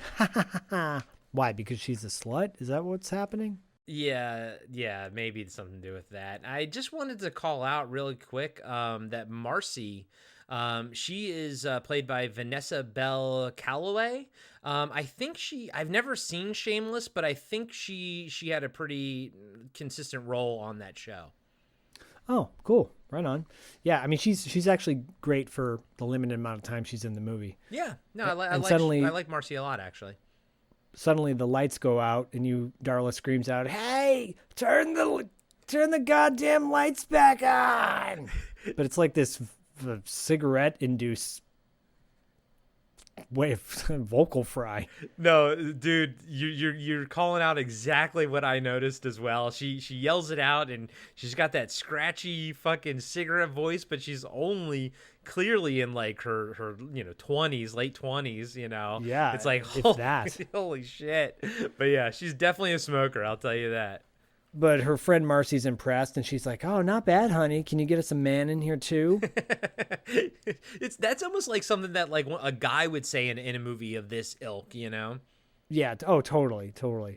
And then you see your favorite shots of everyone in the room showering, and then suddenly the water gets super hot. Everyone starts screaming. By the way, the shower heads are like, everything's super over the top art directed. Like the shower heads have like red and blue and yellow pieces around them, like pieces of art around the shower heads. Very funky. And there's like lower lights that sort of come out from down below that aren't affected by the overhead lights when they go off for some reason. It looks great. Cinematography is fantastic. Yeah, sure. I mean, why not? Why not? I'm impressed. I'm impressed with the amount of nudity. The water gets hot and tiles start shooting off the wall and hitting women in the face. One scratches Darla's face, everyone screams, and they run out of the shower. The long shower scene. I mean, it's amazing, dude. When I was watching the scene, I was like Ford Fairlane when he walks into the sorority house and he's like looking around just in shock and awe. You know, that's exactly how I was when I was watching this scene. I'm sure you were. Cut to Michael and Marvin coming into like a waiting room of the locker room of the gym. I don't know. It's such a weird, there's a lot of weird rooms. It looks like a waiting room is what it looks like of the gym. It's a very big gym with, like Zach says, a lot of different rooms. Yeah. And Michael, they're asking if the women are all right. And he's talking to like Fresh Prince's cousin and Linda, not Darla and not Marcy, the ones who got like messed up the most. And they're like, yeah, the other girls are okay. But to tell you the truth, Michael, this place could use better maintenance. She's not wrong. Yeah, no, she's not. And Fresh Prince girl says, yeah, who needs weight reduction through fear? And Michael says, with his disgusting hairy chest hair and back hair and shoulder hair and such, he's like, I'm sorry about the showers. He says, I'm sorry about the showers. I want to extend your membership for 3 months. No charge. And he smiles at both of them. And he says, jump on by my office and I'll take care of it personally. And Linda says, do you think you could handle both of us after jazz class tomorrow? And Michael says, well, I sure can have fun trying. And they both giggle and they walk off and he's standing there with his hairy chest. One of the women like grabbed his stomach as they walk out. So awkward. Dude, and they're, like you said, they're clearly like in their mid-20s. And he's a piece of shit. He's a piece of shit. His girlfriend's in the hospital right now with bandages on her eyes with chemical burns. And he's talking about having a 3-way. And he's at least 15 years older than both of them. You know, it's not the best look in the world, but it's definitely of its time. True. Now cut to Michael walking with Priscilla down the hallway. Priscilla's telling him kind of, getting him caught up on the situation that Darla's cut isn't serious and Marcy should be out in a second. She's pretty shaken up, but she's going to be all right. And Michael's still holding Priscilla, oddly. And he says, why did you come back to the club the night Laura got hurt? And she looks at Michael and she goes, I forgot my purse. And Michael says, lucky for her you did. Cut to the workout room where Freddie is struggling on his rowing machine still. And the VHS man, I wrote VHS man, beta man, walks over to the chest press machine, takes out a little membership card and swipes it on the wall. And the computer voice comes on and says, hello, Robert. Resistance is set at 120 pounds. Robert starts using like the chest press machine, and suddenly the machine's weight starts increasing from like 131 to like 150. Robert starts asking for help, but he's stuck. He can't get his arms out of the chest press area, and a bunch of people come over to try to get him out of the machine, but the machine keeps going up higher and higher. It's now at like 360 pounds. Freddie's screaming, and suddenly his chest bursts open, his ribs pop out, and blood splatters all over his rib cage, and he's dead. You know, it's on the cover of the movie, so you know it's coming. I knew it was in it. You know, I remember the Had This Made guys and gals talk about it and everything, and I'm waiting for this scene to be silly or dumb. But I think this was handled very, very well as well as making exercise equipment kill somebody, because you're like, oh, well, then just move your arms like sort of out of the way of the thing. And I thought, okay, maybe there'll be straps or something, but there isn't. But I do think that this was shot and edited very well, where like you get the idea that they didn't have time, they couldn't get his arms free, and then boom, it happens quickly. And it's also not as gruesome as the cover of the movie. And for me, it actually works better with how it is, because it's obviously a very traumatic wound that is happening to him because his ribs are breaking. But I actually like how weirdly small the effects are for this shot. And so I think that, combined with very good editing, make a scene that could have easily been stupid. You know, I think it's one of those things where it's written on paper so easily. It's like, and the weight goes up and his chest bursts. Like, but then it's like, well, how do you shoot that in a realistic manner? Like, how do you actually make that work? And they make it work here. And I think, you know, I'm starting to see all the pieces starting to like come together. You got decent actors for the most part all around. You know, you got a script that's weirdly tight in some areas. And then now, like with one of the first big deaths of the movie, I'm like, okay, this is going to be cheesy. This is going to be stupid. I was like, no, this actually works. And I'm like, for a movie about a possessed death spa, this is weirdly good. Yeah, no, I agree. Like, up until this point now, I'm like, everything's totally fine. The death is not too gruesome. I sometimes don't like overly gruesome death scenes in movies that don't need it. Yeah. You know? Yep. I'm with you, buddy. I'm 100% with you there. From there, you cut to back to the computer room where David is in there with Michael and Tom, Michael's lawyer. And, you know, Michael's getting upset. He's like, Tom, the guy's torn to pieces. We got to put those machines on manual. And Tom's like, if you put them on manual, you're going to end what's unique about the club. And then David says, well, the computer had nothing to do with this accident. And Michael says, that system of yours means more to you than people's lives, doesn't it? And David says, the system is a marvel. It made the club a success. You can't blame the computer for tiles flying off the shower walls. Computer doesn't control tiles, for Christ's sake. And that's another thing that I like that they address, that they actually call out, that it's like, can't be the computer. Like, the tiles are just tiles, you know? Right? Yeah, exactly. Tom says the other partners and I agree that it's vital that nothing ruins the success of the Mardi Gras party Saturday night.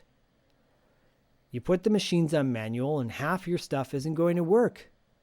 Michael wants to shut the system down immediately. David scoffs. Michael looks at him angrily, and Tom says, I'll make a bargain with you. The day after the party, you want to shut down the whole club, close it for remodeling, I'll back you 100%. And David says, oh, that won't be necessary. And Tom says, it's going to be okay. You got to trust me on this one, buddy. Suddenly, Tom's watch beeps, which is important to note. He says to Michael, aren't you supposed to be picking up Laura at the hospital right now? Michael realizes he has to go, and he says, okay, Tom, come on, let's go. And they put their arms around each other lovingly, and they walk out. And I will say the only other problem, you know, that this film has to tackle is, how do you keep the gym open, you know, when people are dying? And I think they push it as far as you can possibly go, because like most of the deaths come like during the party and everything, or sort of like in a different area. But I think the writers and the director, they're aware that you can only have so many deaths before the authorities are just gonna shut the place down, you know. So they do a good job of sort of trying to move past it. I would say this one right here, the place would have been shut down for at least, I would imagine a week. But okay, I'll buy it. Got no problems. We'll move on, you know. Yeah, I mean, everybody watching what happened, no one's going to want to use that machine equipment now. No, exactly. At all. Cut to Michael in his Porsche with Laura, driving to Michael's posh Hollywood Hills estate that they probably rented for this movie. Oh, yeah. Laura's got on sunglasses and bandages underneath, and Michael walks her into the house and pops her up on a staircase, like kind of balcony area in his house. So he's got like, picture an open living room with a staircase that goes up to the dining room, but there's no walls. It's very open, like lofty. I think it's awesome. I think it's fantastic. And I'm happy it's not a set. Because I will say that doing this show with you, doing Podcasting After Dark with you, and like sort of like analyzing movies as deep as we do, one thing that I haven't really talked about that I do hate is I hate houses that are sets. I like it when they're actually a real location like this. I just think it's infinitely more interesting. Agreed. I think all of their shots are on location, including Tom's disgusting house and David's house that tries to look gross, but it's actually pretty cool. Yeah. David's is cool. Yeah, Tom's is clearly looks like San Diego. I think they filmed down there for that one. Oh, that makes sense. Yeah. It's disgusting. With that gross wood semen filled crab filled carpet. Yeah. My stepdad once was doing a tile job in a rundown house that had carpet in the bathroom, and he's ripping the carpet out around the toilet. He got crabs in his beard. He had this big full beard before beards were hip. Got crabs in his beard. Jesus. Came home one day, was itching his face, and my mom's like, what's wrong? And she checked him, and he had crabs in his beard. Did he have to shave it? Did he shave his beard off? Yep. Oof. Oh, disgusting. Got crabs from the carpet in a bathroom. Oh, God, that's disgusting. And also, carpet in a bathroom, disgusting. Yes. Ooh, curly hairs and carpets don't go. Or they do go, because they're both disgusting. They both should go. Yeah, anyways, they both should go out the window. Michael pops her up on the staircase balcony area, and he gives her a present. It's a white nightgown. Like the same one that his wife died in. I didn't piece that together. Good call, buddy. Wife dies in a white nightgown. He gives his girlfriend a white nightgown that she can't see, by the way, that she can only feel. Anyways, immediately cuts to Michael kissing Laura on the neck at dinner time. She's got her bandages on her face, and he's feeding her a limp asparagus piece that looks like a dick, like a purple, like a green dick. It's just like the most limp asparagus. Dude, when I first watched it, I mean, you know, guys and gals, my first time is always for funsies, so I'm usually high. I was watching it, and for like a nanosecond, I thought that was like a fake snake head or something. That was like, you know, the way it was shot from the side. I was like, green ew. pineal gland. It's a green pineal gland. Yeah, it is from beyond. But then I was like, oh, asparagus. I mean, I like asparagus, but I was like, So I guess her pee's going to be stinking later. I mean, he doesn't seem too bothered by the fact that, well, you know, she's got chemical burns all over her body. So who knows what he's going to do to her later? And yeah, he's going to. This is the part of the program. If your ears are sensitive to explicit content, you might want to close them now. Hey, he's going down on her, and you know, he can smell his dinner. It's gonna go down on her and be like, asparagus. Asparagus was a bad choice. Should have gone with the pot roast. Like in Shivers. Was she making him a pot roast in Shivers? Yes, exactly. Should have gone the Shiver way. Anyways, yeah, she's like, oh, this sure beats hospital food. Keeps making out with her neck. She's like, oh, I may never take these bandages off. It's like, what the fuck? Cut to Michael and Laura on a couch by the fire. Michael says, I want you to move in with me, Laura. And she says, only on one condition, Michael. We take a drive by the club so I can pick up my things. They both laugh. Ridiculous. She's holding a rose. It's romantic. Sure. Sure.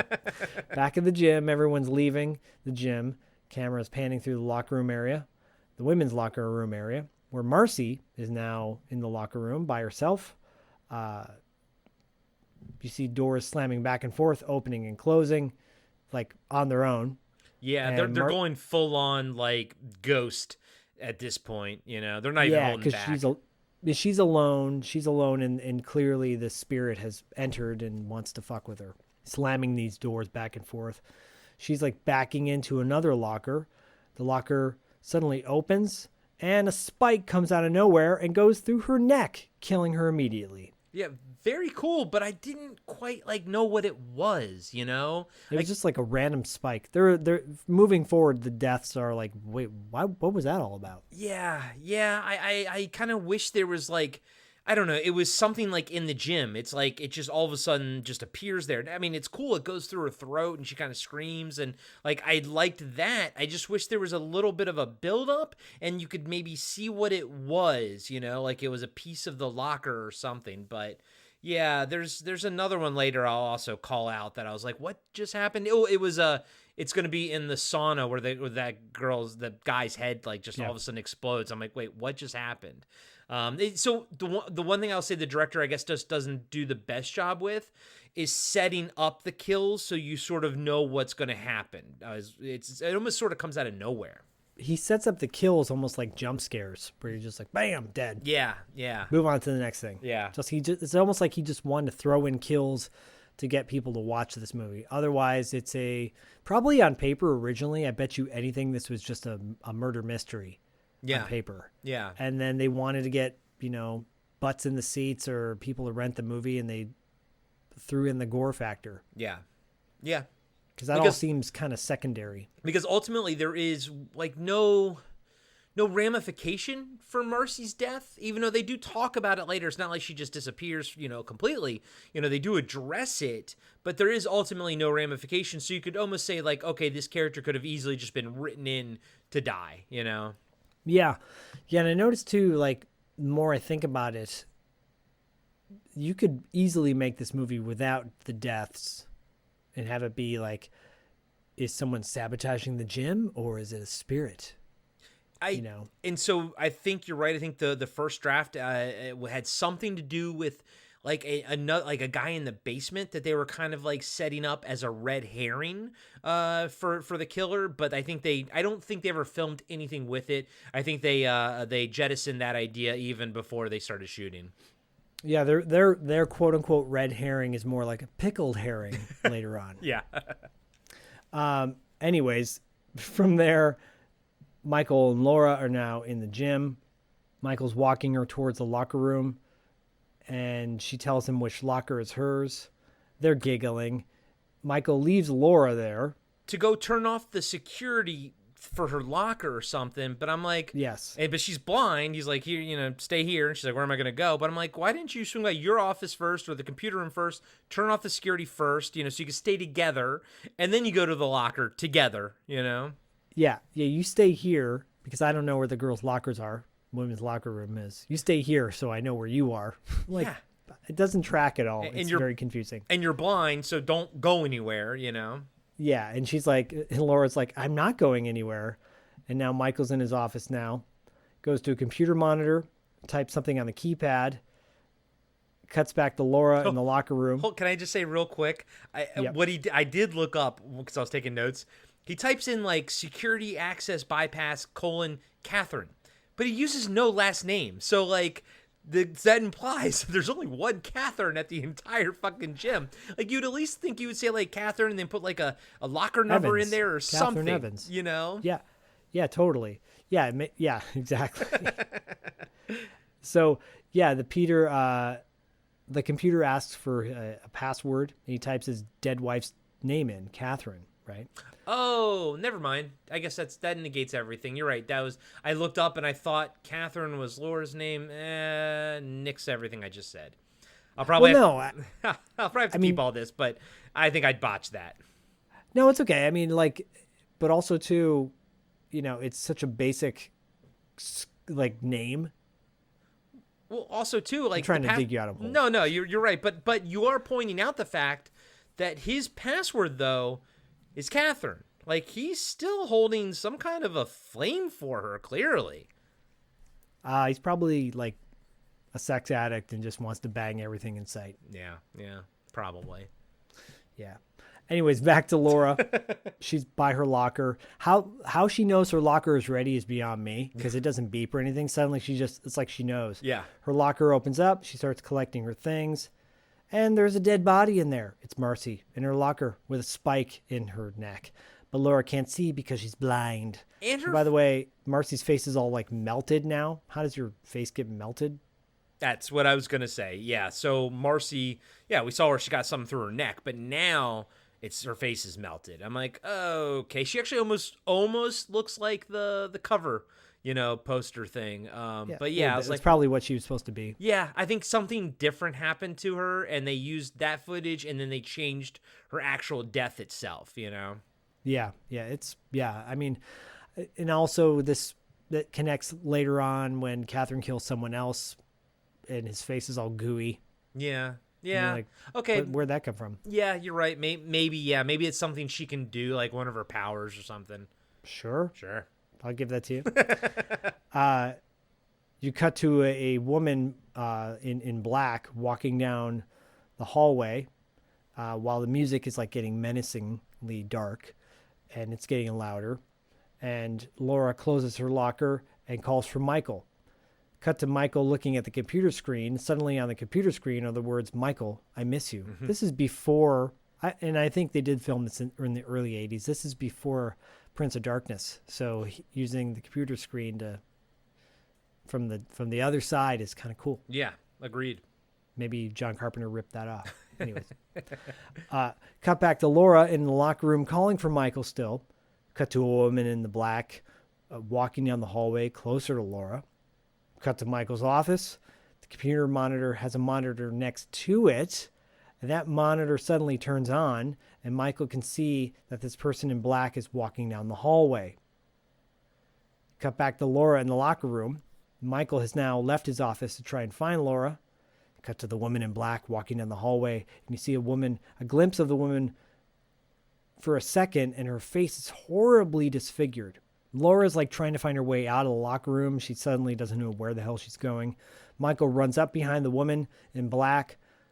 Michael pulls the woman back and pulls what appears to be a mask off, and it is a mask. And who is it? It's Darla. Darla's smiling like a moron. Scaring Michael and Laura in the process. And Darla says, "Hi, Michael. How do you like my costume?" Michael says, "Very bad taste." They storm off, and Darla just shrugs her shoulders, apparently. And Darla was left behind, and that's the end of the scene. So, multiple things. One, we're just supposed to... This movie proposes that Darla is just walking around the gym, after hours, because we're there after hours at this point. So she's walking around the gym like that with a mask on. She startles the gym owner and doesn't sort of understand why that's wrong. She's like, "Hi, hoo-hoo." And then they're and then there's no ramification for that. He's not like, "Fuck you, Darla, you're a moron." They just walk away, and she just literally almost looks at the camera and shrugs, and she's never seen again in the movie. Yeah, I mean, maybe Michael just ended her membership that day. He must have. But this is such a weird thing at the end of this scene here, this red herring thing. I want to surprise Laura, and she's blind. Do you like my mask? You like it? I'm 21. Yeah. She acts like she's like a 12-year-old, not understanding what she did was wrong. Yeah, it is wrong on so many levels. So many. Hey everybody, Corey here. I just want to let you know that we'll be right back after these short messages. I'm John, and I'm the host of Action. Every week, I'm joined by James. Heyo. And Dustin. Hello. And each week, we review, debate, and rank a different action movie. We're creating the ultimate list of action movies. From awful to awesome. So if you want to hear 3 more white guys with beards talk about action movies. And argue about where they belong on our list. And decide you hate us because we made fun of your favorite movie. Join us every Tuesday, and you can find us on your favorite podcatcher. And Steven Seagal is a joke.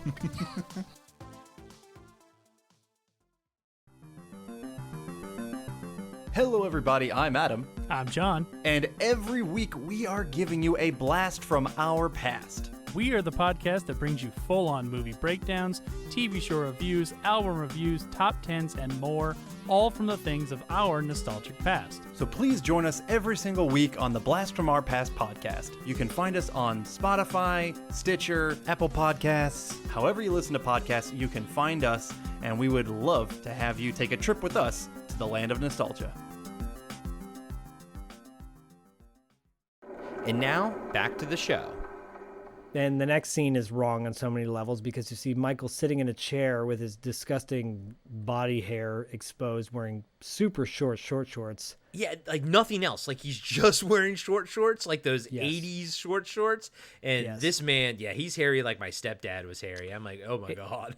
Disturbing. Yes. He's at his office in his house, and he's thinking, and like flashing back to what is Catherine in a wheelchair, dousing herself with gasoline, laughing, and now she's on fire, and someone runs in with a fire extinguisher to put out the fire, which I think is funny because I'm probably like, it's probably the prop manager or whatever on set, the fire guy to put out the scene, and they just are like, this looks kind of cool. This could be like the firefighter at the scene, but it's not a firefighter. But dude, first time watch for me, right? I'm in this movie, and this movie is at a certain level. You know, it's kind of has this fun thing going on, lighthearted, you know, sort of tongue-in-cheek, but, you know, I'm like, okay, I'm feeling its vibe. Then this thing happens, and we get sort of at this point now get the full idea of what this backstory is, and I'm just like, I go from like smiling to like being horrified in like 1 second, like 0 to 60. This thing takes a dark turn. Yeah. By the way, I don't think this is the scene where he mentions the dead baby. Okay, so he does it with Dr. Moray, I think. Okay, it's with Dr. Moray. All right, I was wondering where it was because we got to talk about that in a bit, but we'll get there when we do. But it gets darker. But at this point, like watching her douse herself with gasoline, I'm like, Corey, first time viewing, I'm like, what is going on right now?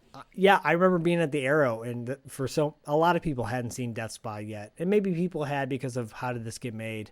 But everybody was like, oh my God, what the fuck is going on right now? This is shocking. Talk about 180 tonal shift. And then you get a shot of Michael with his banana hammock as he's like getting in bed with Lauren. And he says, whenever I'm in the club, and even sometimes when I'm in this house, I feel a presence. It's Catherine. And then Laura's like, even in death, she still has a hold on you.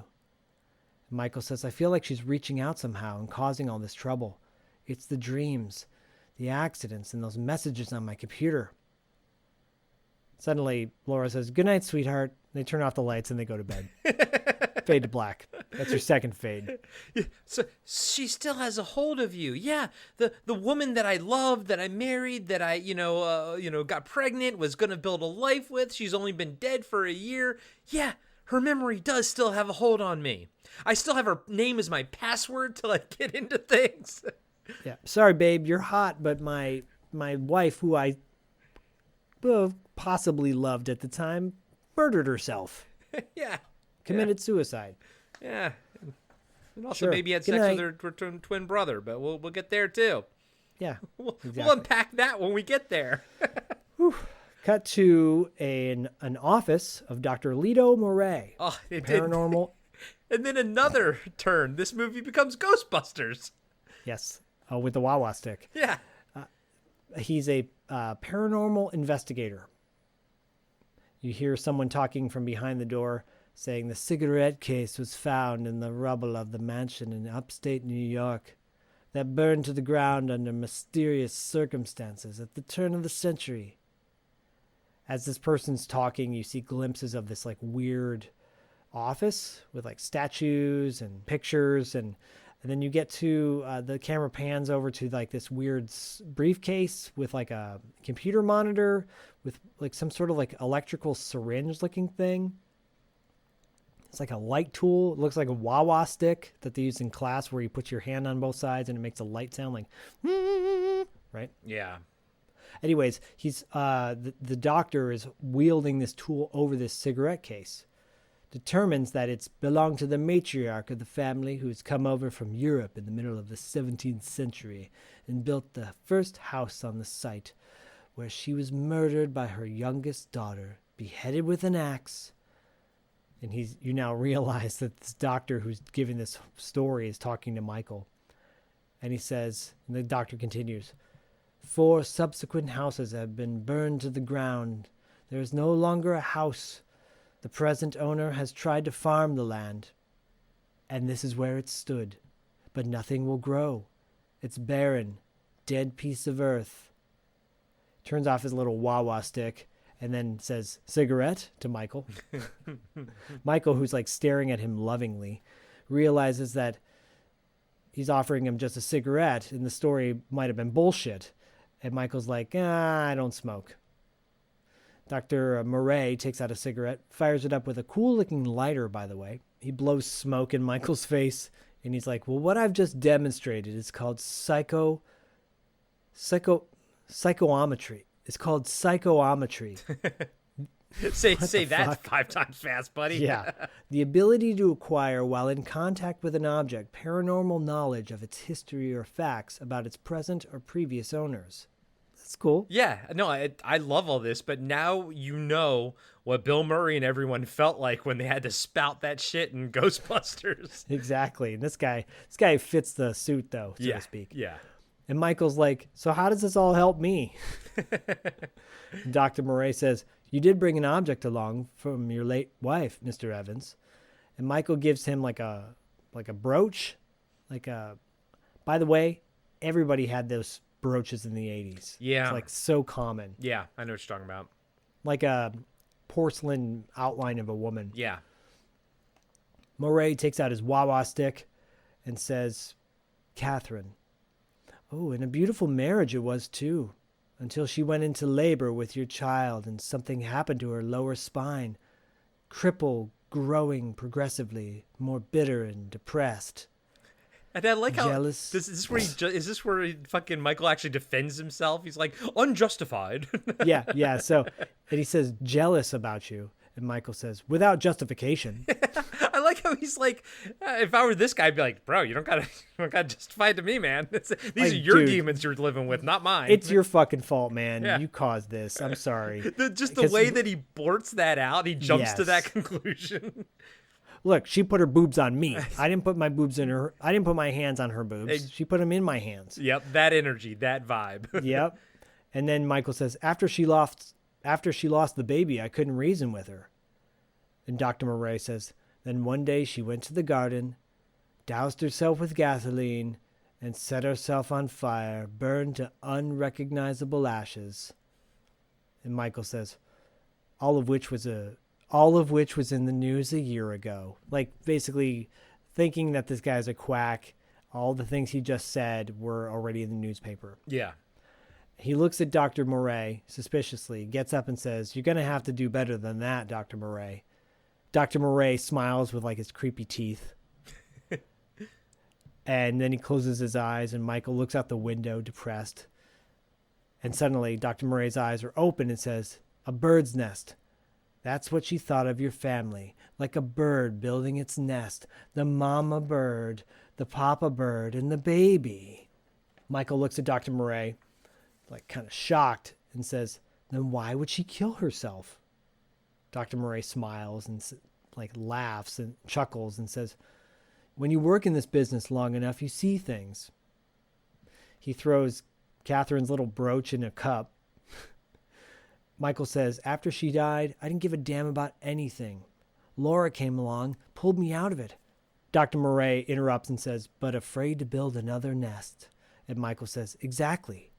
And Murray says, but now you think your late wife is trying to kill you.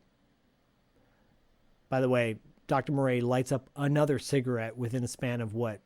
A minute or two? Oh yes. As an ex-smoker, I noticed that. And I was like, he's either a chain smoker or they fucked up continuity. Yep, and his breath smells like dog shit, probably. Yeah. And Michael says, well, somebody could be trying to drive me crazy.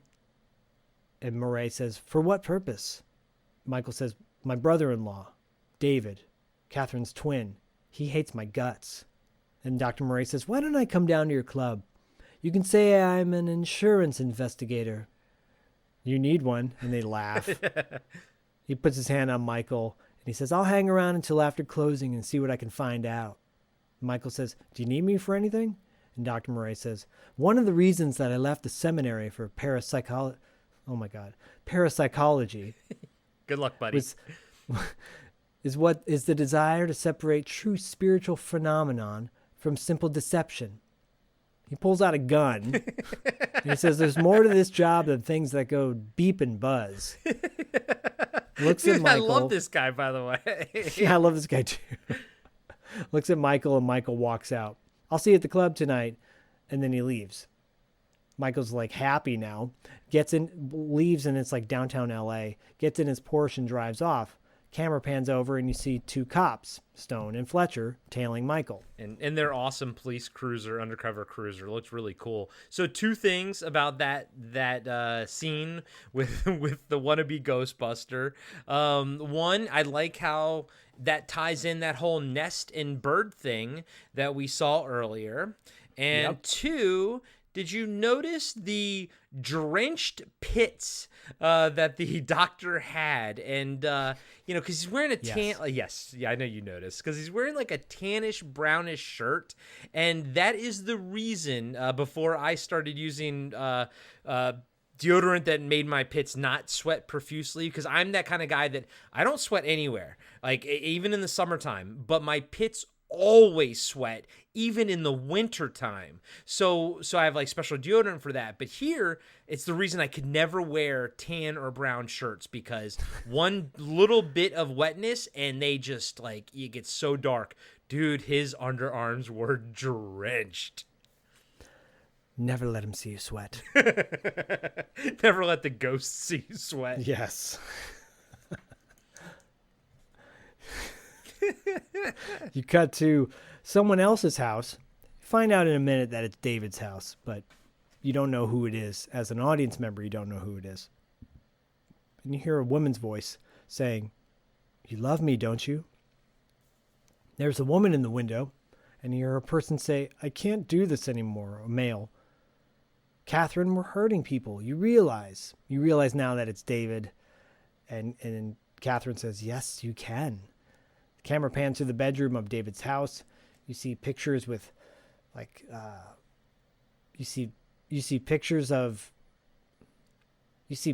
random pictures, newspapers, tissues on the bed. It's very gross. I'm like, what the hell, is he jerking off to his sister? Maybe. I mean, so right, they're implying some incest shit, right? Is that what they're implying here? I think so. Yeah, because then you hear like moaning, and you see women's lingerie on the bed. You hear more moaning from a woman. There's paper everywhere. A diary is on a table, but you don't see what's in it. There's jewelry, women's jewelry. Suddenly, after the moaning stops, you hear someone say, "That's better. They're so weak." And you see a picture of David and Catherine looking at each other very lovingly. And Catherine says, "Together we are strong." And she laughs. Man, this movie goes in every direction you can think of.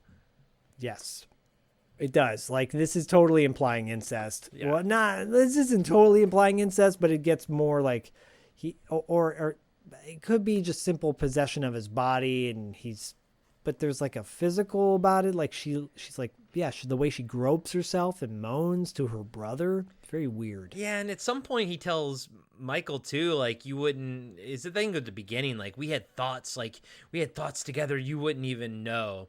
I'm saying it's full incest. That's my story here. I'll go with that. Yeah. I'll go with that. Cut back to the club. Quick shot of the jazzercise class. And the immediate cut to the detectives going to Michael's office.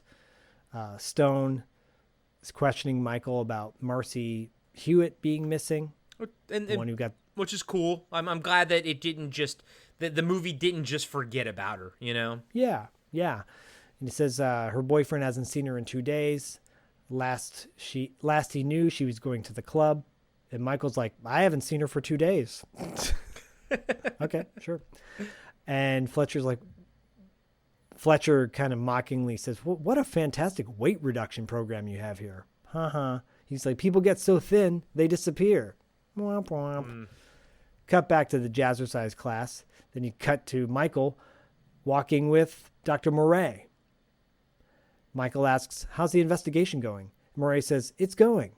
And then suddenly Michael gets approached by two fitness girls, the Fresh Prince girl and Laura. Yeah. Or Linda. Linda, yeah. One of the L's. One of the L girls. And then Linda asks if he's ready to make good on his promise. And he says, of course. And they take off and they say, we'll see you in an hour. And then Michael turns to like, oh my God, he's going to have a three-way. Yes. He just asked his girlfriend to move in with him, the blind one too. And That's a piece of shit. And did you notice that like the area that they're in is like this common area, and there's like a boxing ring that has been turned into a sitting area with, how do I describe this? It's like 3/4 of a rink with like glass tile floors with lights coming up through it. It's wild. It's fucking wild. Again, this entire movie, I don't know where to look because first off, there's just beautiful women walking around and working out braless everywhere. But also at the same time, the decor is absolutely insane. And then so is the fashion. It's a feast for the eyes. This is a perfect movie that if you were having like an adult style party that you could have on the TV with no volume and just have it playing in the background. And people would be like, what the fuck is that? You know? What is this? And I'm calling the cops on you. I totally agree. And of course, everything, like you said earlier, is carpeted. So much carpet in the 80s. God, Jesus. Carpet the bathroom. It'll be fine. All that carpet, if you burned it, it would like be green. Like the flame would be green. Carpet the kitchen. It'll pick up the oil stains. Don't worry. God. Oh, Jesus. Oh, and then linoleum, like linoleum and carpet. And then it falls apart and it's rotting. Yeah. And there's maggots in the floor. Jesus. You fall through the floor and maggots are covering you. Oh, sorry. That happened to me as a child. Oh my God. I think you've told me about that. I think I've told that story. Go back to our early episodes, guys. So Michael says to Murray, just to wrap up this, he says, the security system will be off tonight so you can roam about freely. And Dr. Murray says, fine. And Michael says, enjoy the evening. And Murray says, fine. Suddenly, the very awkward professor, sits down. Yeah. In the sitting area where there's a girl next to him. And she kind of like looks at him like, why are you sitting next to me? Yeah, and he's got a big smile on his face. Cut to the women's locker room. Cut to some Hooters in the women's locker room. Yeah, I swear. Woman's blow drying her hair. Another's putting on lipstick. One of the Fresh Prince and Linda girl. The Linda girl is in the bathroom, but not Fresh Prince girl. And someone calls out her name and gives her a note. It's totally like Catherine's voice. Suddenly, like slips her a note. Yeah. She opens up this note and it looks like it's scrawled out like a 6-year-old wrote it. Meet me in the basement. Follow the map. Yeah, there's like a map. It looks like a kid drew it. And she's like, oh, Michael, I'm going to get to fuck you now with this fucking she puts map. it against her chest. She puts it against her chest, super happy. And then Bel Air cousin walks in and she asks if she's ready. And Linda's like, Laura's holding the note close to her chest. It's Linda. It's not Laura. Oh, Jesus. It's okay. Linda. Fucking Linda. She's like, well, she'll be dead soon. Yeah, so I won't it have to doesn't bring it up matter. anymore. She goes, actually, it's so late. I've got to run. And then Linda says, you think you can handle Michael for the both of us? And the Bel Air girl says, with pleasure. So we don't see Bel Air girl anymore from this point on. So I'm wondering if she did go into Michael's office and got her 3-month free membership. Yeah, just like, Chelsea Field and the other guy eventually, I think he's gone too now at this point. Karen Parsons boof, gone, no more. It's really weird how these characters just disappear without dying. They're the lucky ones. They are. Linda is not. No. Cut to Linda following the map that Catherine gave her probably. Into the fully industrial basement. Fully huge, like Dawn of the Dead mall, behind the scenes area. Mm-hmm. Walks down the staircase of this basement. There is like a rolling... for shipping and receiving packages, instead of a conveyor belt, it's like the rolling, the rollers. You know what I'm talking about. Yeah, the little metal the rollers. Yeah. A box comes falling down the conveyor belt, scares the shit out of her in this dingy, dark basement. And by the way, she's wearing the most unattractive outfit I've ever in this entire movie. She's got some kind of shirt that has dinosaurs or animal print on it. Because she's 15. Yeah, it's like a shirt that a 15-year-old would wear. It's really fucking weird and kind of a little bit disturbing. It's super disturbing. Yeah, so Linda... I said it right. Linda. Linda Laura. She's walking down in the basement, and she's following the map, and... It's dingy, but there's like kind of a pinkish light behind her, which is cool. She's calling for Michael, and he's not responding. She goes deeper into the basement, not responding. And she's now in like a storage part of the basement. Sure. It's disgusting. It's just so gross. She opens up a cabinet door opens up, revealing like cans of cleaning spray, I think. The light above her in the basement starts flickering, and she looks at the sprinkler system, and then there's an exposed like steam pipe, and she goes, "This isn't funny, Michael. I'm leaving." And suddenly the sprinkler system goes on, and she starts freaking out. And I'm like, why is she freaking out? It's just water, right? Well, it's not water. Suddenly there's steam everywhere. She falls down on the ground. She's whimpering. She's crying. She says, "Oh, my head." She's crawling on the ground, whimpering. She calls for help. No one's coming. And then you see someone in the doorway, and it's Catherine. And sparks shoot out from above the water sprinkler system. Suddenly, Linda's face is burning, melting. So the water must be acid that's falling on her. Yeah. I'm assuming it's acid. But her face kind of looks like she's covered in detergent and like red food coloring. And she's like saying, "My eyes," and she screams, and you see blood on the ground, and she's dead. Maybe, or maybe not. We'll find out. It's awesome. At one point I'm like, how did she like sort of get on the ground crawling? But I don't care, man. This scene was fun right here. And honestly, I like the fact that she's screaming "my eyes" as she's kind of dying or whatever. And then cut to Laura walking around blind. And I'm like, I see what you did there. That's kind of a cool thing. But again, I feel like this is where Catherine is like, she only has a few tricks up her sleeves, type of thing. Or I guess what she has at her disposal is kind of limited. So she's always coming after eyeballs, hands, and skin. Yes. Eyeballs with like chalky gumball eyeballs. Yeah, oh yeah. Yeah, that'll be fun times later. Yes.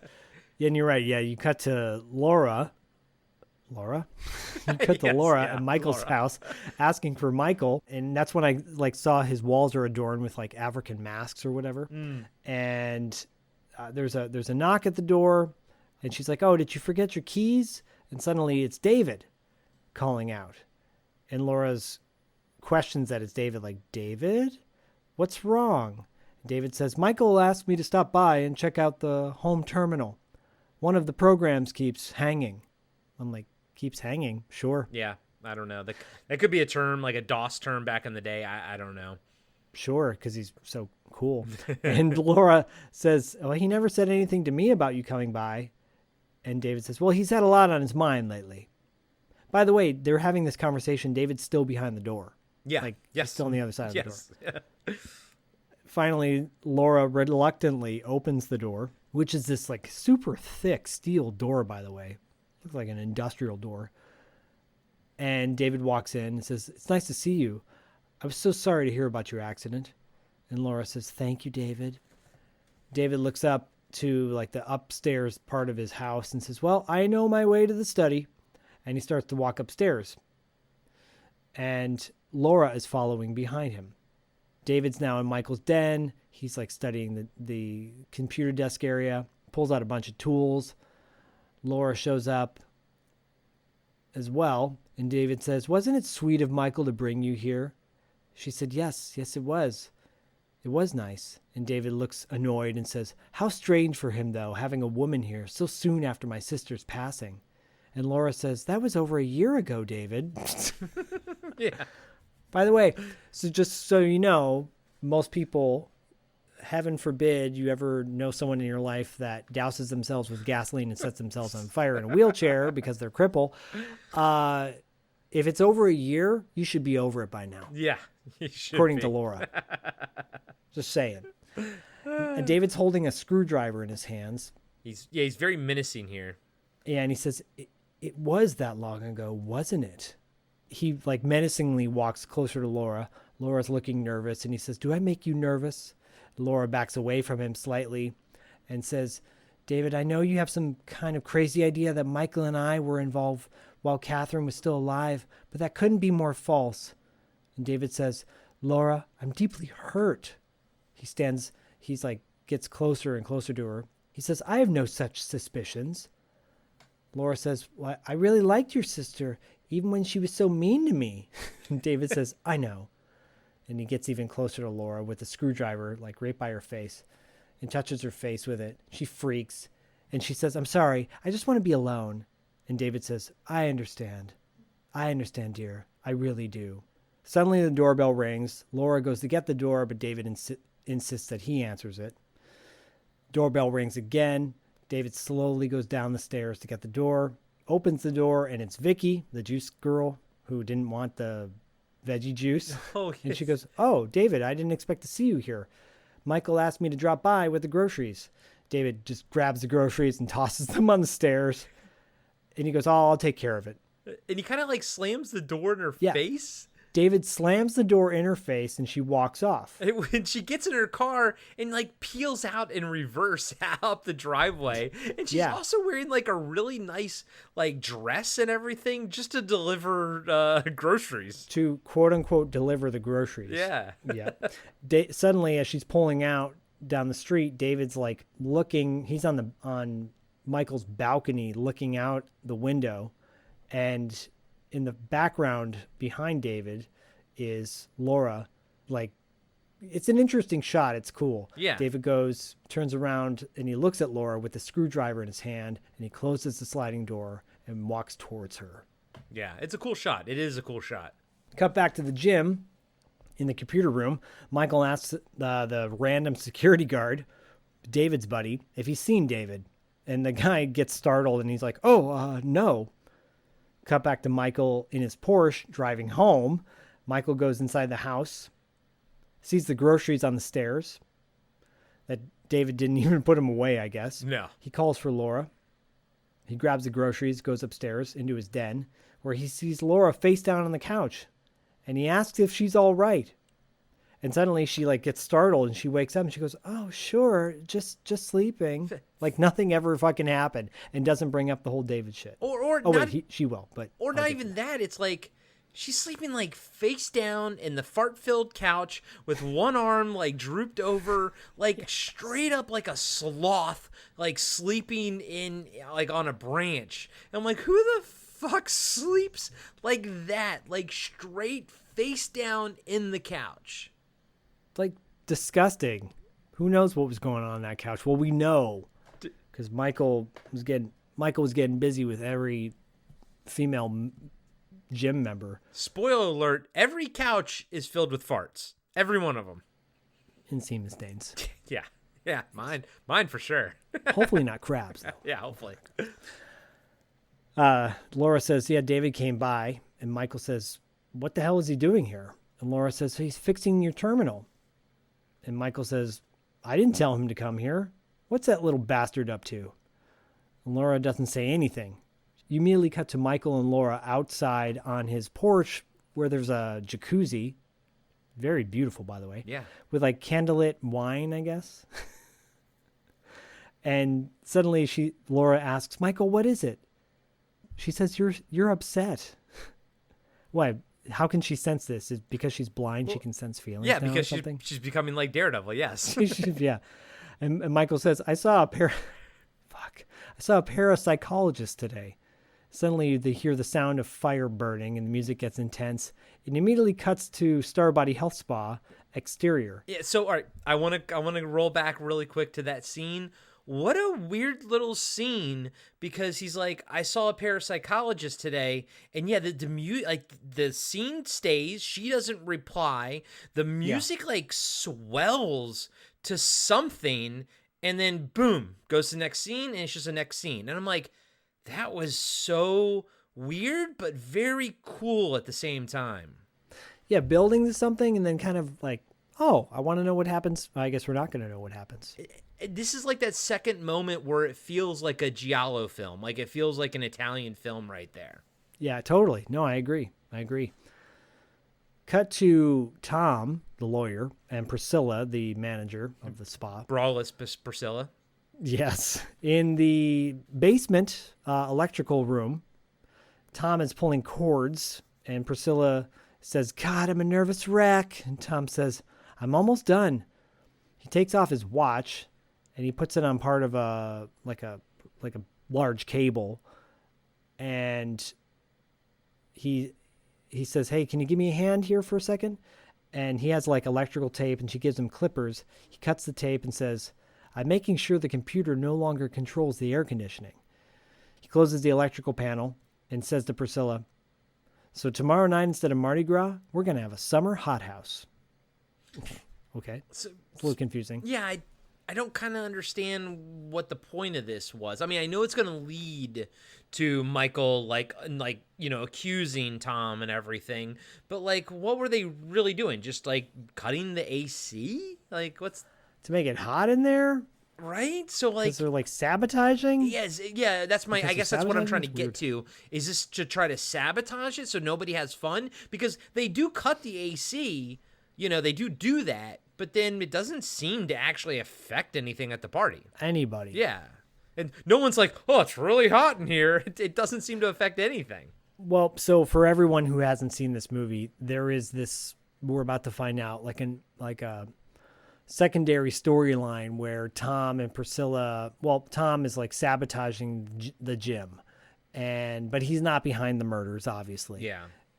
And Priscilla's kind of doesn't know about that, but yet she goes along with this. So this is one of the loose ends of the movie where they don't really clean this up. It's a little unclear. They want to have another kind of red herring in Tom. Yeah. You're right. It's weird. Anyways, someone else is still in the death spa, by the way. It's Dr. Murray.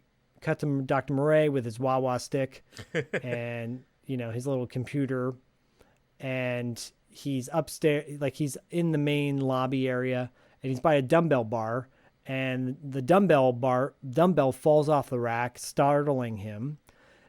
He grabs his suitcase and wah-wah stick and walks into the basement and starts scanning the basement.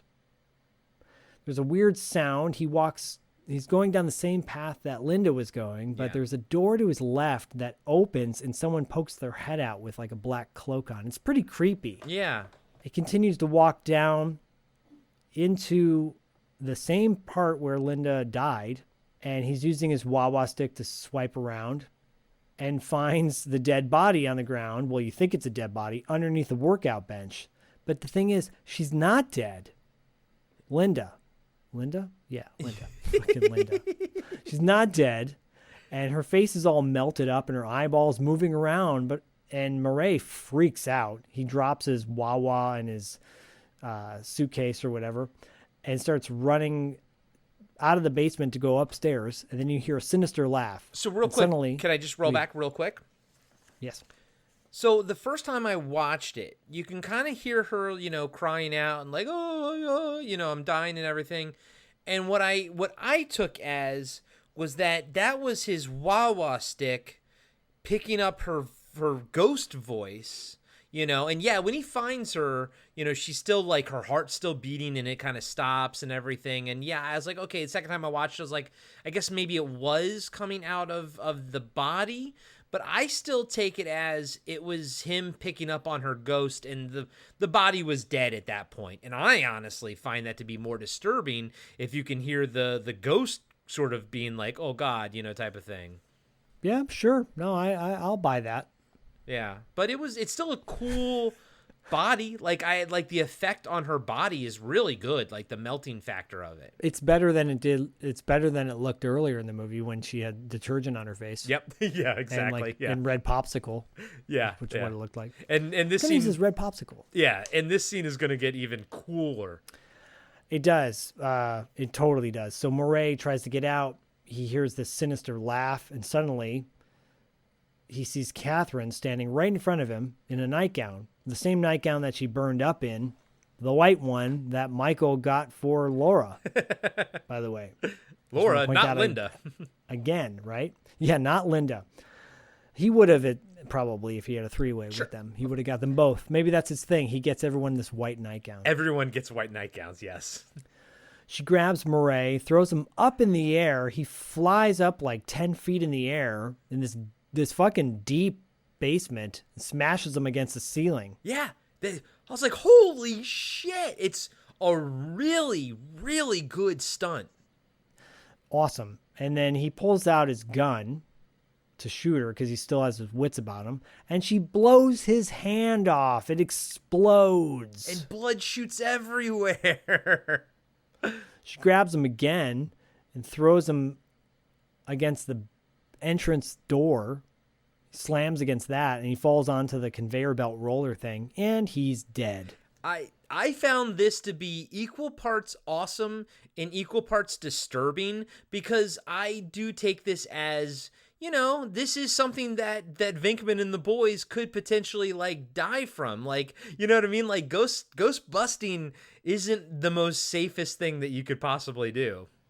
Busting blows your hand off. Perfect. There you go.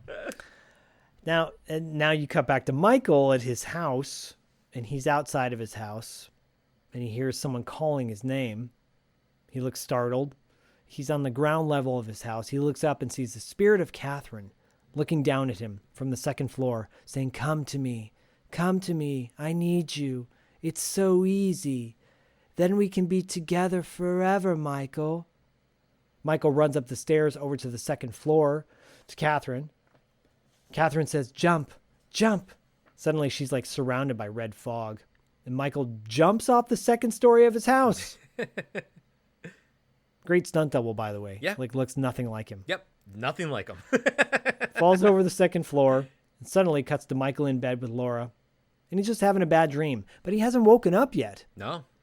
Oof. I thought you were supposed to wake up when you die in your dream. Says a lot about Michael. Yeah. He's dead inside.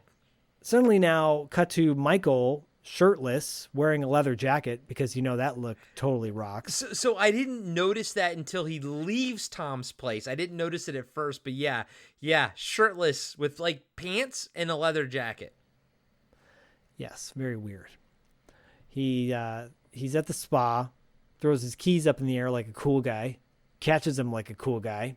He goes in the basement looking for Murray. He's calling for Dr. Murray. No response. Suddenly he hears a beeping sound. Goes into the electrical room where he finds Tom's watch that he took off earlier. That's pretty cool. Agreed. Michael opens up the electrical panel and slams it. Immediately cut back to Michael, now knocking on the door of Tom's home, the disgusting crimson red rugged carpeted disgusting crab-filled home. Yeah, and judging from like what you can see from the outside, it looks like a San Diego area apartment or whatever. Part of me thought that, and then part of me thought maybe this is in the Hollywood Hills where there's like the reservoir. Yeah, because you can see that water back there that he's sort of facing. Yeah, there's a reservoir in the Hollywood Hills. That's pretty cool. Very exclusive. Okay. Oh, maybe that's it. I've never seen it before. Maybe. So Tom calls. He's like, "Is that you, Mike?" Michael has a big smile on his face. He's like, "Yeah." He answers the door. Michael walks in and says, "Hey, Tom, old buddy." Michael walks into Tom's house. Tom's wearing amazing shorts. Yes, he's wearing a red polo, but his shorts are wild, and I love them, and I want them, and I love what Michael says about them in 2 seconds. Yeah. So Michael plops down into Tom's like lounge chair. Tom asks why Michael's so cheery, and Michael says, "Why shouldn't I be cheerful? My club's being sabotaged. Laura is temporarily blind, and my lawyer has the cutest shorts I've ever seen." I love that. I love that they called it out, because they are. It's great. I love that. Yeah, I fucking love it too. Tom's smiling now too, and he's like, "We don't know it's sabotage." Michael throws Tom's watch at him. And by the way, a great throw and a great catch. Yep, and Tom catches it, and he's like, "Where'd you find this? Do you know I've been looking for this watch for the past 2 days?" Everything's 2 days in this movie. Yeah. Marcy's been missing 2 days. Yep. Michael says, "You don't know when to quit, do you?" Tom says, "Mike, I don't know what finding a lost watch has to do with anything." And Michael stands up and motions for him to wait. And he sees Priscilla walk down Tom's stairs. Now they're an item, perhaps. Michael approaches Priscilla and says, "Are you helping Tom destroy our club?" Priscilla says, "What?" Michael says, "I found his watch this morning in the utility room." By the way, the decor in Tom's house is ridiculously awesome and disgusting at the same time. I just want to point that out. Yeah. Priscilla walks away from Michael. Michael pursues her and says, "Are you involved?" They walk like outside into like a balcony area, like a balcony, like garden area, I guess. Yeah. Michael says, "Which one of you put the chlorine in the steam system that could kill Laura?" Priscilla says, "The steam room doesn't just lock. She should have been able to get out." So maybe they did put the chlorine in there? Expecting her to be able to leave, hoping that no one would get hurt, but enough of a kerfuffle would happen so that they would have to shut down the club or something. Yep. So Michael starts questioning her about everything. He's like, "In the broken diving board, messages on my computer." Priscilla says, "I don't know anything about any messages." Tom says, "Mike, I think the strain of last week has been getting to you, buddy." Michael glares at him and says, "It all fits. The computer system fouls up, and I take the blame, and you and your partners buy me out. Who else is in on this?" And Tom and Priscilla look at each other, and Priscilla says, "It's just the two of us." She looks down embarrassed, and she says to Michael, "I really am sorry." And Michael says, "David isn't involved with you?" And she shakes her head and says, "No." Michael glares at Tom. Tom says, "Priscilla seems to know more about this than I do." Michael gets right up in Tom's face like he's going to kiss him. And he says, "Have a nice day." And then I thought, I wonder if his breath smells good in that scene. Because they're really close. They are. So Michael walks off.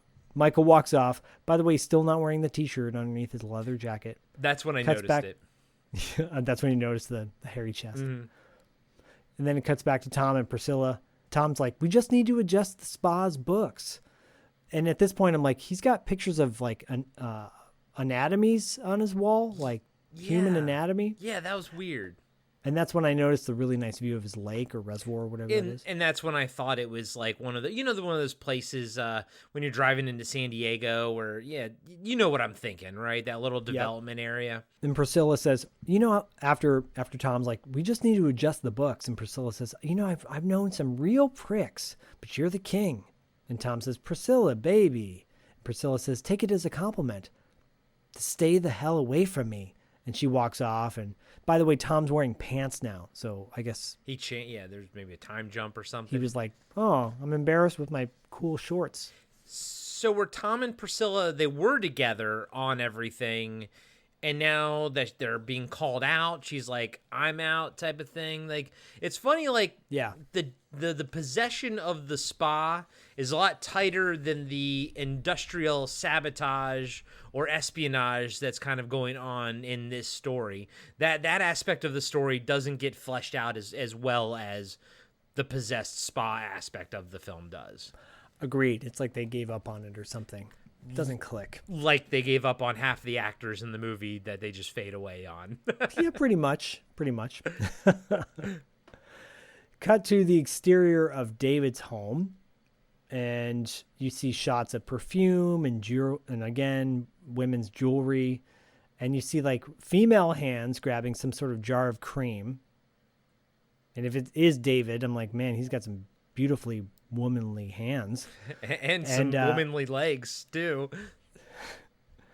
And then suddenly, David says, we should stop now. I see the faces. I hear the screams. It's horrible. And then you hear Catherine say, their flirtations annoyed me. I'm tired of waiting for Michael. And then you see the hands putting lotion on female legs. Yeah. That I think are supposed to be Catherine's. And David goes, no, please. I can't. I don't want to. And then Catherine says, we've only just begun.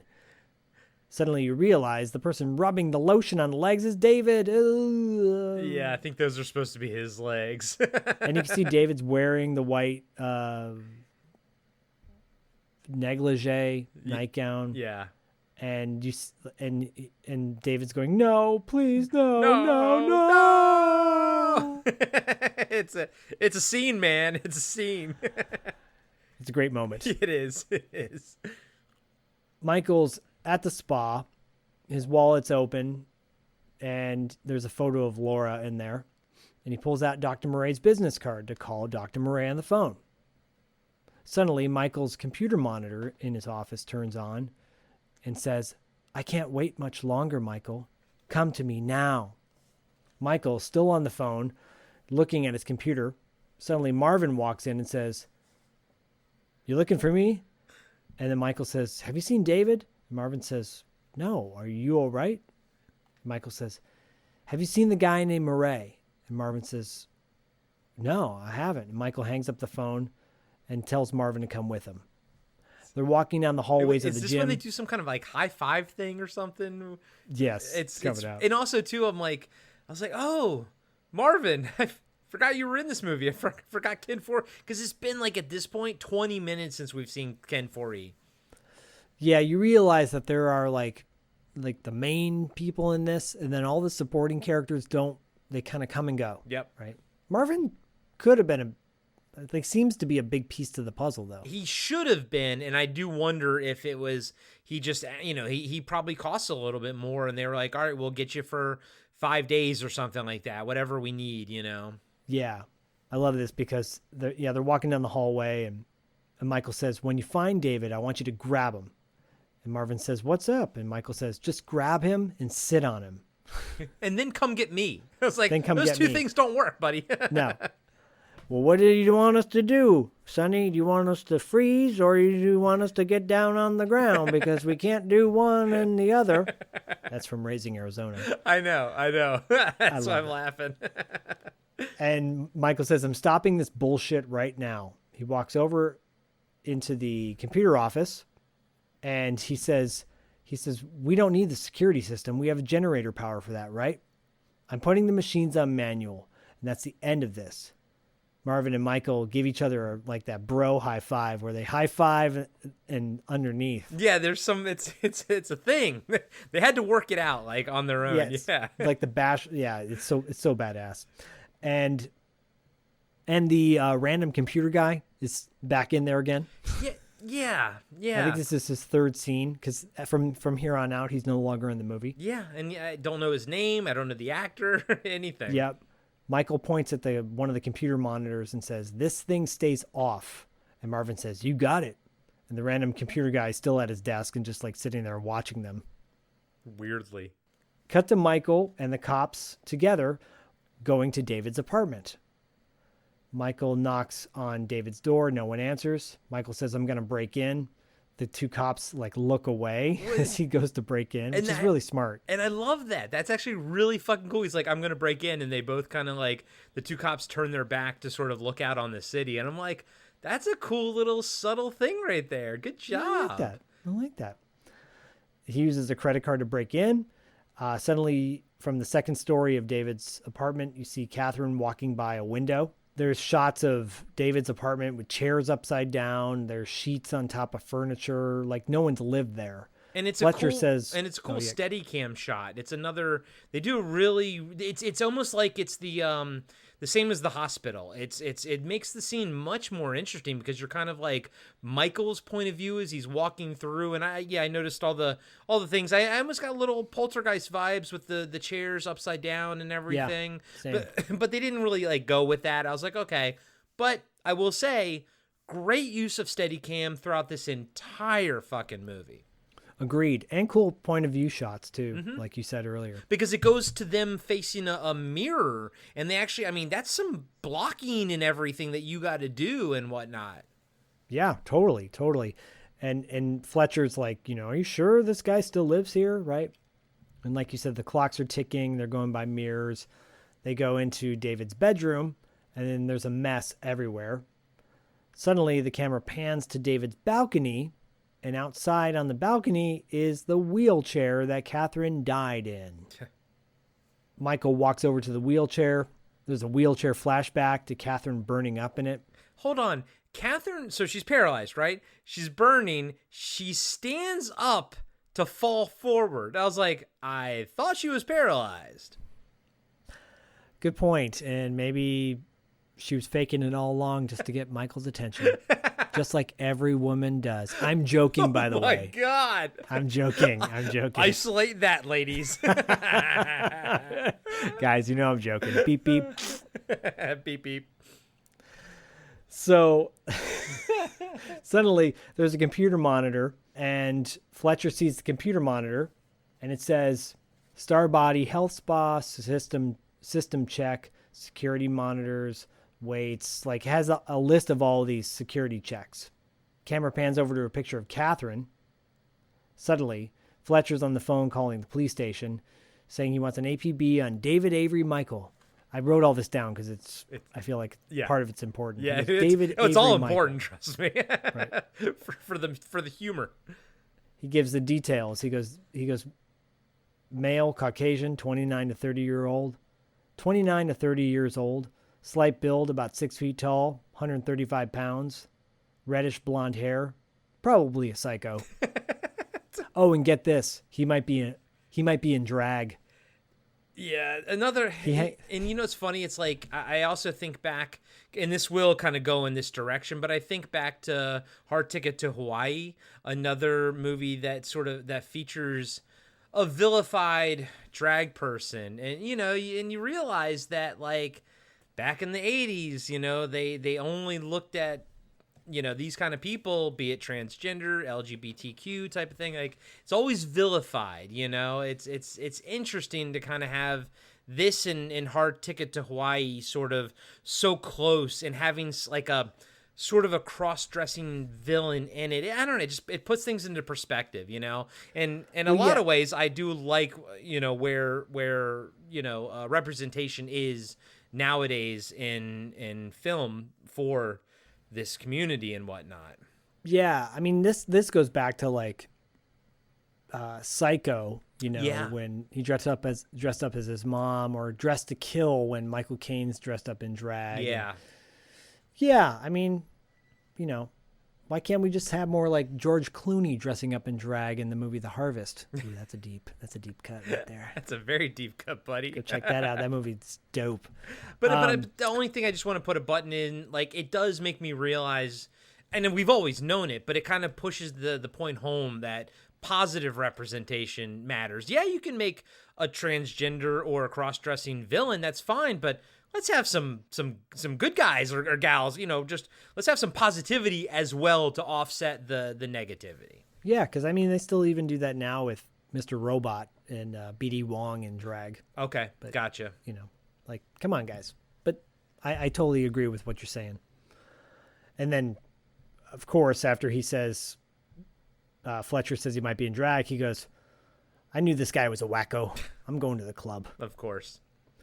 They go to the club. Employees are blowing up balloons.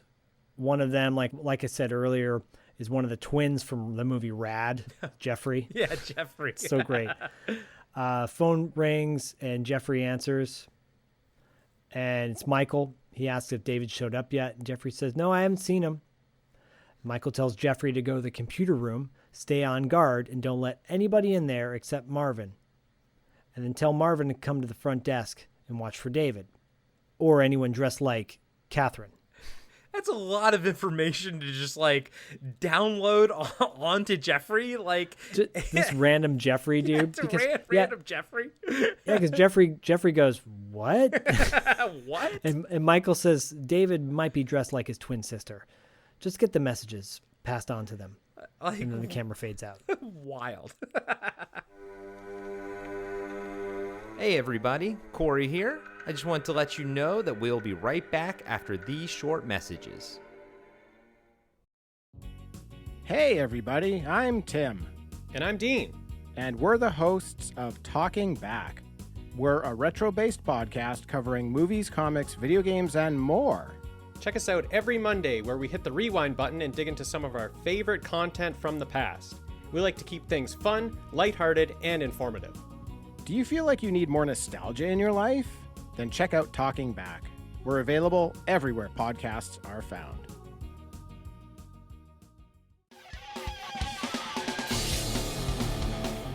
Have you been wondering where's the beef? Well, on our podcast, Throwback Trivia Takedown, you might just find that out, as well as some other things about the 70s, 80s, and 90s. We're a nostalgic-based trivia show that pits two challengers head-to-head in a duel of the decades, with categories ranging from movies, TV and music, to slang, food, and fashion. You're sure to get the best in retro-themed trivia. So strap on your jelly shoes, grab a Surge, and walk like an Egyptian to your favorite podcast app and check out Throwback Trivia Takedown. I heard even Mikey likes it. And now, back to the show. Cut to the exterior of the Starbody Health Spa, where the big Mardi Gras party is going on. Everyone's dressed up. Awesome 80s style. Marvin's dressed up as like an Aladdin or a genie. Tom's dressed up as a skeleton. It seems like much more of a Halloween party than a Mardi Gras costume party. Yes. Agreed. Yes, because there's no Mardi Gras beads at all. Yeah. I mean, I don't know what to say. I'm just like, it's clearly a Halloween party. Yeah, you're like, I got nothing, buddy. I can't help you. I love this because, yeah, Tom's dressed up as a skeleton. And he's looking at himself in the mirror. And he does like a little ta-da kind of dance. I love that little scene, too. There's no reason for it, but I fucking love it.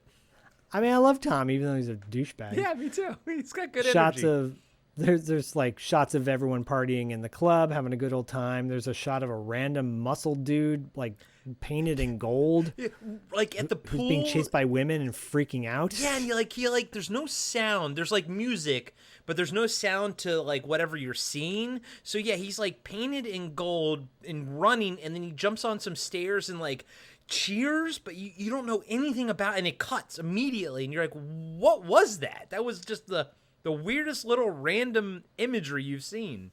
It's super random, but I kind of like it. I know. I kind of love it. There's a lot more. I mean, the randomness is going to get more ramped up in this third act. It is. Because we're in the third act now. Fletcher and Stone show up at the club. They're outside the club, and Fletcher says, this place is bound to have lots of good-looking bimbos. And Stone just looks at him and says, I'm sure they'll go crazy for garlic and pepperoni breath, because he's got a slice of pizza in his hand. Stone and then he agrees, like, and then he throws the rest of his pizza down on the ground. He litters. Yeah. He's a cop. Throws pizza on the ground, litters, and then asks if she's got any gum. What a douchebag. He's a piece of shit. Yep. They walk into the club. Fletcher walks over to a woman, taps her on the shoulder, and says, "Oh, I'm sorry. I thought you were a friend." Like, I'm assuming he thought she was Catherine? Because she's blonde? She's blonde, but she's also, kind of strong, a little mannish. I don't mean to besmirch the actress, but, that's what they were going for. Yeah, I mean, Fletcher is a perfect bumbling cop. Stone, by the way, is really badass. Yeah. Like, her hair looks cool, and she looks like someone who would be on Law and Order. Yeah. Like, that's kind of her vibe. Like, she's not taking any shit. I dig Stone. I like her. Yeah, I really do too. I like that actor as well. And so Marvin sees them, and he takes him to Michael's office, and he says Michael should be there any moment. But he on the way, he takes him to a bar in the aerobics room. The camera pans the crowd of people, and you see Catherine walking around in her death outfit. So at this point, is that Catherine the ghost, or is that David? Like, is there a physical human being right there? I get that we're seeing the person as the ghost, but is that David physically there, you know?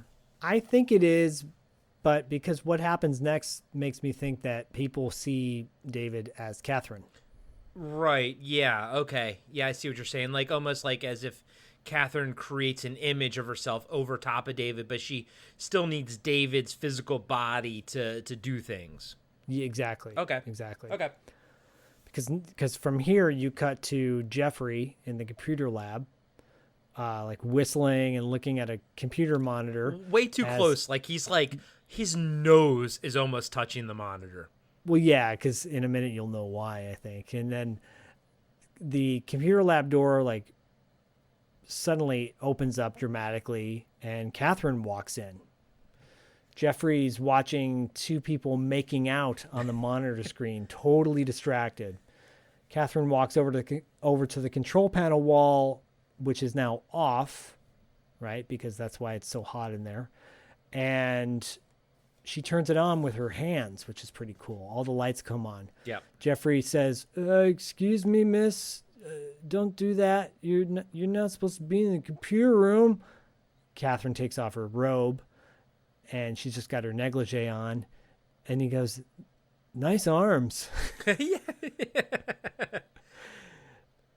And then she starts approaching him closer while he's sitting at the desk that David's always sitting at. And he says, I could really get in a lot of trouble for this. By the way, Jeffrey's dressed up like a pirate. This is important to point out. Yeah, yeah. And he says, "Well, what's your name?" And suddenly you cut to Catherine's face, who's like a little cross-eyed, by the way. She's like, I don't know. Her eyes are kind of... I don't know what to tell you. I mean, I don't know. It's like, I'm not a dick, really, guys. Yeah, and sure. She puts her hands out to Jeffrey, like for super dramatically, and he kisses her.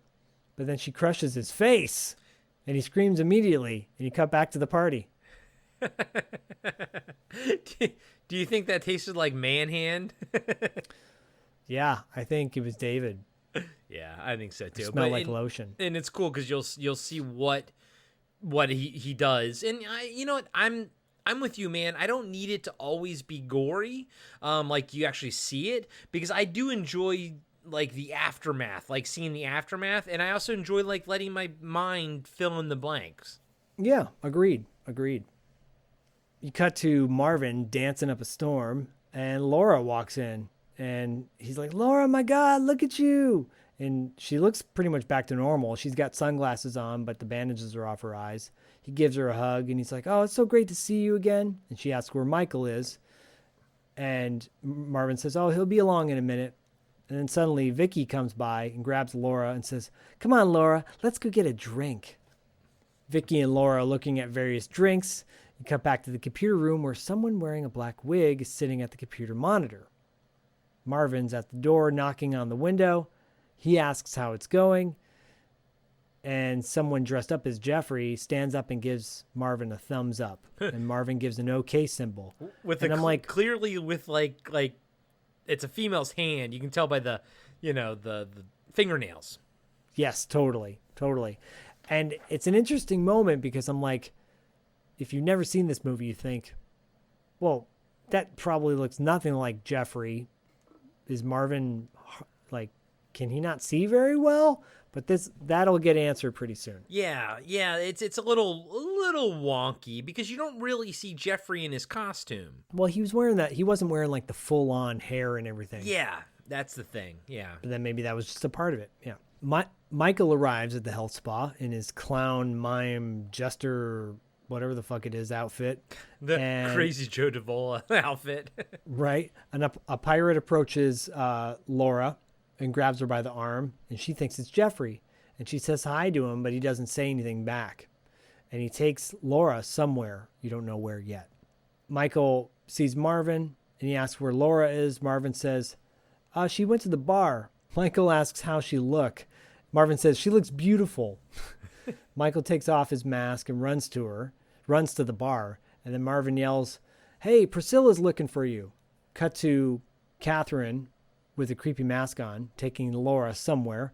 Laura says, who are you and where are you taking me? Catherine takes Laura into the tanning parlor and throws Laura on the ground hard. Yeah, just like tosses her. Right? Cut to Michael's office. Tom is in there with a briefcase stealing files. He hears a sound. This is hilarious. He hears a sound of someone coming into the office. So he like stands there and then he goes to hide. But he doesn't hide. He doesn't hide. And whoever walked in there could clearly see him standing there. Yeah. Like, so yeah, the person they're both in frame. Yeah. The person walks in already looking in the direction where Tom currently is. Then looks at like the safe area and so goes to it. And so you have to like assume the movie's trying to make you assume that their peripheral vision in the mask is terrible. And I'll buy that, except for the fact that when they enter frame, they're staring right at where Tom is. It's a zany scene. Like this scene right here, this is a how did this get made scene right here. Oh, for sure. Yeah. For sure. But you think it's Michael that walks in because they're wearing this mime outfit, but you have to remember someone got those costumes for him earlier and said we could be Tweedledee, Tweedledum. Tom hides, quote unquote, behind in the corner of the office, takes an award off the wall and cold cocks the mime in the head, knocking them out. Maybe killing them. You stole that right out of my mouth, man. I was gonna say cold cocks. Yeah. Cold cock so hard. Person like bounces on the ground when they hit the ground. Yeah, and then when whoever the actor is that's like on the ground, Tom like drops the trophy, and you could tell like it sort of like was probably supposed to land near them, but it kind of like bounces and lands on the person. But props to them because they don't move at all. Not a flinch. Maybe he knocked her out legit. For real. Right. Cut to Laura tied down on a tanning bed. This girl cannot catch a break. Yes. And Catherine is taking out a blade. Hold on, Zach. I'm sorry, but my note says, I'm pointing to it right here, says she can't catch a break. It's like you're in my fucking mind, bro. Synchronicity. Hush now, child, don't you cry. You're gonna get your tanning on. Catherine is so we don't know it's Catherine because Catherine's wearing one of those clear masks that is super creepy, like in Terror Train or something like that, and has the wig on. So it could be Jeffrey, but it's Catherine taking the blade, this big old dramatic knife blade, and rubbing it up and down Laura's body. Not Linda. Sorry, not Linda. Jesus. Cut back to Tom in Michael's office. Tom, thinking he just hit Michael, says, goodbye to your club, Michael. And he takes the briefcase and walks off. And you cut back to Laura being tied down. Laura's not even panicking, by the way. She's not saying anything. She's not panicking. But she has a gag in her mouth. But she's not struggling at all. She's just laying there taking it. And Catherine takes Laura's sunglasses off. And Laura has her eyes closed. Cut to two dudes making sushi wearing Tommy Tang's t-shirts. I'm wondering, that's a fucking sushi place in LA, I'm sure. And there's a fucking sushi catered bar here. What a party, man. This is excess, baby. This is the 80s. Hell yeah. These two dudes are making the sushi. Fletcher walks in. He's looking at them, and he's eating something looks fried in his hand. And Rhonda, the Juice Club girl, walks in wearing like a bee outfit. Yeah. She's bringing drinks in from the cooler or whatever, the freezer room. And Fletcher asks if she needs some help. No. He asks, can I give you a hand? And obviously that is a foreshadowing. Yes. And she basically says, sure. And he starts following her. She gives him a case of like champagne or something. And he puts his sunglasses on and starts following after her with a big fucking smile on his face. Yeah, because he's like, I'm a 50-year-old man about to bone a 26-year-old. Who's married.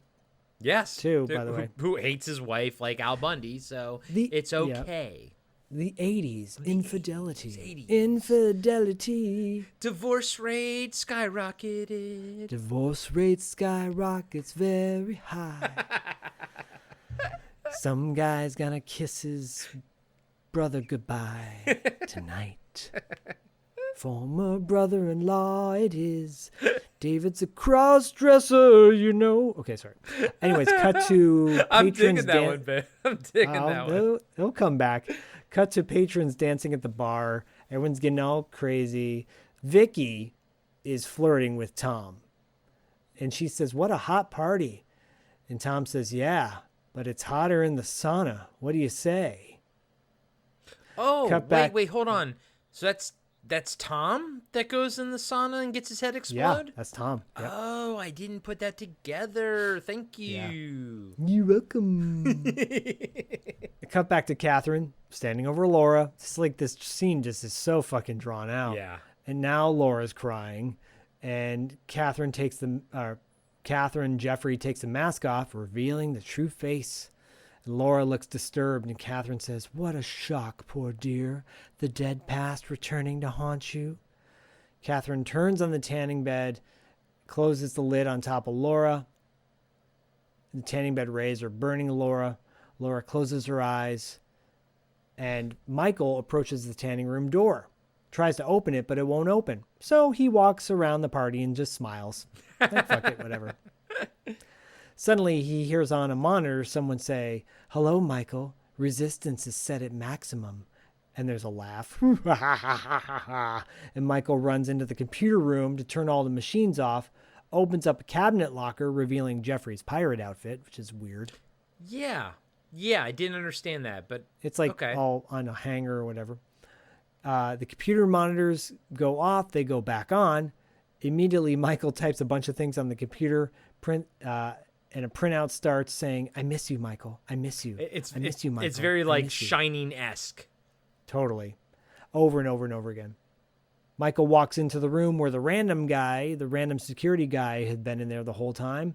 But there's another dude sitting in the chair, but it's not the computer guy. It's dead Jeffrey, who's practically naked, except for his boxers, and his face is totally smashed in and melted. Yeah. Looking somewhat like the weird Twilight Zone face, you know? Thank you. I was going to call that out as well, but yes, it's supposed to be his face is being twisted, and yes, it almost looks like he looks like that famous Twilight Zone episode where everyone looks like pig faces and melted faces, and that lady gets a facial reconstruction surgery, and she looks like normal, like us normal, but to them is weird. Anyways, yes, long story short, again, you and I are on the exact same level for fucking everything.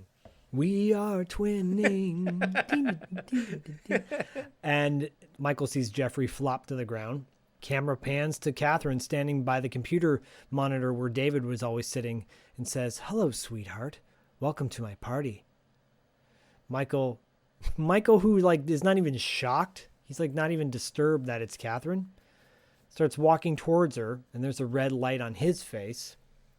And she's looking at him creepily. And Michael says, where's Laura? Catherine points at the computer monitor and says, working on her tan. I want to point out again, Michael is not disturbed in the least bit. No. And so the original title for this film was called Witch Bitch. And I think it deserves that title with how she behaves for the next. Honestly, movie wise, there is only 12 minutes left in the film. A lot happens in that 12 minutes. Yep. So strap in. Here we go. So the monitor shows Laura just baking in the tanning bed, and Catherine says, "Careful, one flick of a switch and she's fried chicken." Michael says, "What do you want?" Catherine says, "Haven't you been getting my messages?" By the way, Michael is again, I want to point out again, not freaked out by the ghost of his dead wife. Yeah, no. Not Catherine says, I'm lonely. I want you with me. Killing yourself isn't so hard, really. And besides, you'll be saving all your friends. I will destroy this place. She smiles menacingly and says, I'll kill them all unless you do as I say. Ultimately, and I don't remember where she says here later, but ultimately she wants him to kill himself so they can live forever in hell. Yes. Wow, dude, this is some heavy shit. It is heavy shit. You cut the Laura on the tanning bed, and it looks like she's asleep now or passed out or something. She's got blisters all over her body. Her lips are chapped. Her corneas are probably burnt, by the way. 'Cause, Can't catch a break. No. Jesus. And cut back to Michael at the computer monitor typing something. Catherine says, get away from there, Michael. Catherine throws Michael against the office cabinet door where Jeffrey's costume was and knocks Michael out. Catherine laughs. Is this when we see the reflection of Catherine/David in the monitor and it's kind of like morphing together and screaming and whatnot? It's wild. Not yet. Okay, not sorry. Yet. Okay. That is wild. It's very weird. Cut to Tom and Vicky in the sauna. Vicky's totally naked. Sorry, I'm going to call this out. With literally a 2-inch bush. It is wild. Wild guys and gals, wild. So Tane McClure, like, it's a shame because she's beautiful. Yeah. She got breast implants and did something to her face, and like a couple of years later, and got those like really heavy cement bags in her chest. Yeah. And it just like looks really, it's a shame because she was really beautiful and kind of, Hollywood. Oh, Hollywood. Anyways, Vicky's naked, starts making out with Tom. Suddenly a spike goes through Tom's head, begins spraying brain matter all over the place. So yeah. Immediately. It's almost like the Marcy thing. Like there's no build up to it, and you almost can't even tell what it is that happened. So I think it's the pieces of wood in the sauna, I guess. But it looks like a spike. Yeah. The same spike that went through Marcy. And here's the thing, it's a cool death, just like Marcy's, but then you realize, like what like a more competent director can do with like the buildup of suspense and everything. Like I wish there was something more to it, I guess. I agree. It's just like a death for a death, even though it's Tom, and Tom probably deserved to die. So yeah, in the kind of the universe that this thing is just right created. Yes, yeah. Vicky's freaking out, and like the panels of the sauna are starting to fly off. You hear Catherine laughing. She's watching it all unfold on the monitor. Michael comes to and sees that David is looking at the computer monitor now, wearing Catherine's nightgown. It's not Catherine. And Michael says, David? He's looking at David. David's in a trance. Suddenly cut to the face of David's face with this is the superimposed thing you're talking about, the weird kind of back and forth between Catherine and David. Yeah. Like a weird background. There's like is it the computer? Is it supposed to be the computer monitor? Yeah, it's supposed to be the computer monitor, yeah. They were doing something experimental, and I give them credit for it, but it looked kind of shitty. Yeah, same, dude, same. I give them A for effort, but not the best thing ever. Michael says, David, I need your help. And now Catherine falls to the ground. It's suddenly Catherine again, struggling. And Catherine says, you have to go the way I did, and if you don't, you're going to watch Laura burn. And Michael says, all right, very calmly. He says, all right, but let her go first. And Catherine yells at him. Like, it sounds kind of like David saying, don't give me ultimatums. So apparently, they voiced over. They did a voiceover for the entire movie. Like, it's not her, the actress, at all. As far as like SAG goes, that's actually kind of a bad thing. Like they could have gotten in trouble for it. But when she was watching the movie, she actually mentioned to her friend, who was, I think, a famous like director or something. She was like, "Should I do something, and I think he was like, it's kind of moot. Meaning, like, I think the movie, you're like, what are you gonna get out of coming after them, type of thing? Yeah. You know, like, you're not gonna get anything. But the takeaway is they voice over her voice the entire thing, so it's not actually Sherry Shattuck's voice anywhere in the film. Oh, that's fucked up. That sucks. Yeah. Oh, Hollywood, screwing over another young actress. No surprise there. No. Duh. Or as Fern would say, duh. So Michael says, if you kill her, you'll never have me.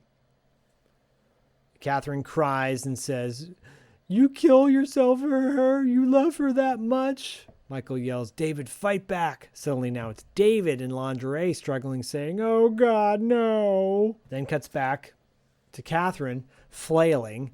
Cuts back to David saying, Michael. He's possessed, and David struggles to fight against Catherine's spirit. And suddenly Catherine says, that weakling is gone forever, and your time is running out. Michael runs out of the computer lab as fast as he can, pushing past patrons in the club, knocking a bunch of people down to the ground. Yeah, I know. Like one guy just totally knocks on his ass. Yeah. He runs to the tanning parlor door and he crashes through the window. Yeah, he fucking jumps through the fucking window. Walks over to Laura and starts untying her very slowly, by the way. Like he's very just like yeah. Taking his time. He pulls her off the tanning machine. And I'm like, well, Laura has a nice tan now. And he starts giving her mouth to mouth because she's like practically dead. Catherine walks into the room while he's giving her mouth to mouth. Catherine reaches her hand out and Catherine says, now is your chance, Michael. Come with me. Let's die together and live forever in hell. Yeah, that's kind of intense, but also people are just like watching her in the background. Yeah, like not doing anything, but Yeah. Marvin runs in and grabs Catherine. But then Catherine easily throws Marvin off her and through a window, and he falls to the ground. And that's I wrote, yeah. And that's the last we see of Marvin. Even the last shot of the movie when they all get out of the club. Yeah, no, I guess you're right. I guess he's in there for that. Okay, good call. Just Good that, call. like 5 seconds in. Yeah. Catherine starts to walk out of the tanning room saying, everyone in this place is going to die. You cut to a DJ spinning a record while rocking out and saying something, but the microphone's not picking it up. Cut back to Michael throwing Laura over his shoulder, walking around. Well, my note here is throwing her over his shoulder and walking around like Arnold Schwarzenegger carrying a tree in Commando. Yes. You cut to... Oh, and by the way, no one's even paying attention to him carrying her out of the... No, yeah. People are having too much of a good time. Cut to... What was her name? The juice bar girl name again? Rhonda. Cut to Rhonda, juice girl, saying they're out of booze. And she says, there's more in the aerobics room. And Fletcher's got his fucking sunglasses on and a drink in his hand saying, you know, this stuff isn't bad. And the girl says, Rhonda says, it keeps you skinny too. Fletcher takes off his sunglasses and says, all it needs is a little vodka. Very sexily and disgustingly. He smiles at her and she smiles back. And then she notices the blender's not working. And she sticks her hand into the blender. Jeez. And suddenly the blender turns on and starts grinding her hand off. And I can only imagine how painful that could be. Oh, it's wild. And like his reaction is insane. He's like trying he's to in love take with her. I know. He's trying to take it off. It's not plugged in. He's like, oh my god, and he's screaming, oh my help, god. Help. That's what he's doing. Help. And her hand is just getting grinded up to like, goes past the hand. It's going into the forearm now. It's basically the blender is just eating her from the hand. Yeah, I mean, this would have been a perfect moment for, hush now, police officer, don't you cry. Rhonda's gonna die from the blender on her hand tonight. I love that song, by the way. Oh, Silent Lucidity? Yeah. It's so great. Yeah, I love it. Anyways, yeah, totally freaking out. And then suddenly, the freezer door opens up, white lights shining behind him, and something pulls him into the freezer room, and the door slams shut behind him. He and looks he starts horrified. screaming, Jesus Christ! Jesus Christ! Jesus Christ! And then the freezer everything starts exploding and attacking him, and he starts in there Champagne screaming he's screaming like, what the fuck? What the fuck? I love it. Champagne bottles are popping. Weeder fitness pills are shooting out of bottles. Screaming fish. Fucking screaming fish are screaming at him, coming to life like from dead heat. Yep, screaming. Total at him. dead heat feelings right here. The one screaming fish lunges out at him onto his neck and starts biting his neck while blood starts spraying out everywhere. The fish is flailing like a flopping necktie, and Fletcher is now dead. What? Fucking hell. It's insane. Jesus Christ! Jesus Christ! What the fuck? Cut to Stone walking around calling for Fletcher. She's in Michael's office and she sees a body on the ground in a clown outfit. She pulls off the mask of the clown, revealing Priscilla. And then she smacks her face multiple times to try to bring her back to life. Yeah, because she's not dead. Nah. And then she says, I feel sick. Stone walks Fletcher, but he doesn't respond. Cut back to Fletch, because she calls him Fletch. Yeah, no, I know. I noticed. I knew you did too. Yeah, he's dead in the freezer. There's a shot of his like filthy blood on the ground and his gun that he was never able to fire off. And his dead body. Cut back to Catherine in the computer lab laughing. Cut back to Michael, sunburned Laura. Lies her down on the ground on the disgusting carpet. Yeah. And right by the computer lab, but the door's closed. And I'm like, why didn't he take Laura out of the club at this point? Yeah. Right? Laura looks up at Michael. Michael leans down there and says, I got to get to the power. Can you walk? And I'm like, how about you shut the party down, telling everybody just like, okay, party's over, guys. But he doesn't. No. Cut to Stone walking Priscilla out of the club, or like out into the club. Stone walks her into the women's bathroom. Hold on.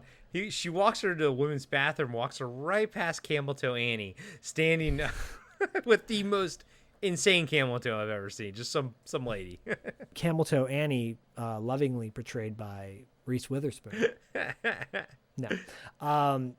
Yeah, so Priscilla starts throwing up, and Stone asks if she's okay, and she's like, and Stone says, I'll go get Fletch. Meanwhile, she's throwing up, and I'm like, this woman's like had a concussion. That's why she's throwing up, Yeah. you know? Don't go to sleep. Right? But too late for that, because Priscilla is looking at her head in the mirror of the bathroom. Mirror of the bathroom. And the mirror starts shaking and vibrating violently. Suddenly Priscilla screams and her entire head explodes into rock hard chunks. Yes! I didn't see this. This is great. It's great. I didn't see it coming. I loved it. Her fucking head explodes. And then the camera's like at the ground, to get the reaction shots of people. And like there's her mouth. Like her mouthpiece is like sitting right there on the ground. It's wild, dude. I did not see this coming. This was my favorite death in the movie. Yeah, it's great. Mine too. Everyone's now freaking out because they finally seen someone die in their presence. The doors to the health spa are now locked. Everyone's stuck inside. It's a melee. Catherine yells out to run, run. Shots go back and forth between patrons trying to get out of the club to Catherine's face with the burning wheelchair. The club is now on fire. From the roof is on fire. Everyone's burning at the club. There's naked people run. Vicky runs by the camera naked with her face all like smoke, like ash all over her face. Yeah. People's bodies people are actually starting to fall to the ground and get trampled on or die. One guy's laying on the ground and there's a severed ear on his chest. I'm like, what the fuck? Where's that come from? They're stepping on, like, one girl's getting stepped on her chest. She's dead. And, like, people are getting crushed against glass doors. I love that shit, by the way. I love when there's panic and people are just getting pressed against, like, the glass doors and shit, you know? Yeah, it's just full-on melee. All while fucking Michael's in the basement tinkering with the fucking electronics.